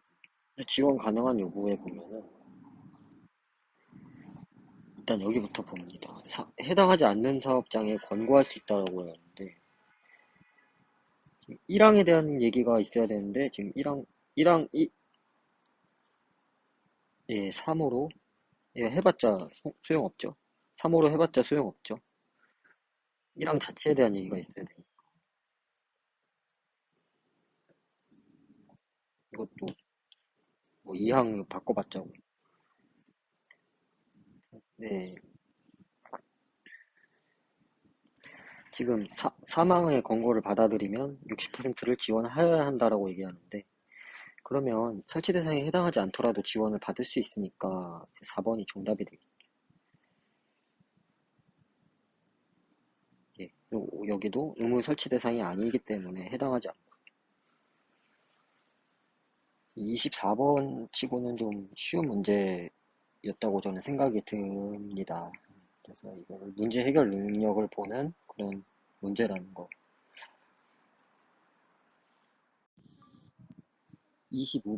25번의 경우도 이게 7급 공채, 5급 공채에 다른 게 이런 점들이 좀 신유형인 것 같습니다. 뭐 이렇게 박스 있고, 뭐 논쟁 있고, 좀 더 유연하게 5급보다 정형화되지 않은 듯한 느낌을 많이 받습니다. 보면 일단 원칙이 있고 그 원칙을 가지고 싸우는 얘기들이 있습니다. 딱히 이게 구분이 잘 되어 있기 때문에 바로 선지로 옵니다. 1과 관련하여 갑은 위원으로서 임기가 종료되면 자격도 없다. 을은 위원장이 되면 새롭게 선정된다. 라면 주장 불치를 설명할 수 있다. 라고 합니다. 쟁점 1을 보면 갑은 규정 어기고 을은 그렇지 않는다. 라고 얘기가 나오는데 지금 한 차례 연임하던 중 위원장으로 선출되어 위원장으로 활동하고 있다라고 나옵니다. 그래서 이제 조문을 보면 위원장은 위원들 중에서 어, 한 차례만 연임할 수 있고 그리고 보선된 위원장이 이렇게 나오는데 마지막 해에 위원장 됐으면 지금 위원장으로서는 새로운 임기이고 위원으로서는 끝났는데 기억을 보면 위원으로서 임기가 종료되면 위원장으로 그렇기 때문에 규정을 어긴다고 생각하겠죠. 을은 위원장이 되는 경우에는, 네, 그렇기 때문에 계속 할 수 있다고 생각하겠죠. 예, 그래서 기억은 맞고요. 니은, 쟁점 2와 관련해서, 어, 네, 연임 횟수에 포함되는 것이 이제 갑이 생각하는 거고, 을은 그렇지 않다라고 얘기하는 적법한 절차. 쟁점 2 볼게요. 연임하여 활동하던 중에, B라는 사람은 이렇게 연임하겠죠. 그러면 적법하지 않다는 이유로 중간에 해제되었습니다. 근데 보선에 또 출마했네요. B가 선출되면 어긴다. 그러면 한 번, 두 번, 세 번 합니다. 부적, 부적법한 절차로 당선되면 포함된다 생각하면 어긴다고 하겠죠. 세 번이니까 한 차례만 연임할 수 있으면 두 번까지. 연임하고 중임의 개념이 있는데 연임은 이렇게 연속으로 할 수 있다는 얘기고 중임은 뭐 하고 여기 딴 사람이 하고 또 이렇게 할 수 있고 이 얘기입니다. 지금. 그 네, 그럼 갑은 그렇게 생각하겠죠. 연임 횟수에 포함되기 때문에 어긴다고 생각하죠. 세 번이니까. 을은 그렇지 않다고 생각한다면 만약에 여기서 이제 끊겼으면 또 완전 무효 처리가 됐으면 다시 보선에 나가더라도 두 번이 되는 거니까 을은 어, 어기지 않는다고 생각할 수 있죠. 그래서 니은도 맞고 디귿 쟁점 3 단절되는 일 없이 세 차례 위원장으로 되는 것만으로 막는다라는 조항이 추가되면 자 갑은 규정 어긴다고 얘기합니다. 그럼 지금 상황 볼게요. C 한 차례 연임했고 다음 위원장으로 여기 D가 했습니다. 근데 D가 그 전에 사퇴했는데 이후에 다시 C가 출마해서 선출된다면 위원장 연임 제한의 의미가 단절되는 일 없이 세 차례 연속된 건 아니죠. 단절됐으니까. 이것만을 막는다 하면 갑은 주장이 틀려야 되죠. 갑은 규정이 어긴 거라고 얘기를 하고 있으니까. 그래서 디귿. 그래서 정답은 3번. 예, 이렇게 한번 맞춰볼게요. 이게 기본적으로 이제 7급 총평을 해보면은 중간중간에 뭐 이렇게 7, 8, 9, 10 하면서 논리 문제로 해서 우리 좀 당황하게 만드는 그런 사이클을 가지고 그다음에는 이제 견해 문제로 쭉 가다가 마지막에 좀 신유형들을 넣어놓고 하는데 신유형이라고 해서 뭐 기존에 막 푸는 방법이 되게 굳어 있는 분들은 좀 당황하실 수도 있겠는데 기본적으로 이 논리 문제를 제외하고 나머지 처음에 일치부한 문제랑 여기 견해 문제 그리고 마지막 신유형 문제 이렇게 세 개를 포섭하셨으면 음, 합격 점수에 뭐 그렇게 영향이 크지 않았을 거라고 언어 논리가 그렇게 생각을 합니다. 이 논리 부분이 시간이 되면 보완을 해주시면 좋고 이 중에서도 확실한 문제 몇 개 풀고 이런 식으로 운영을 하시면 될 것 같습니다. 제 생각일 뿐입니다, 물론.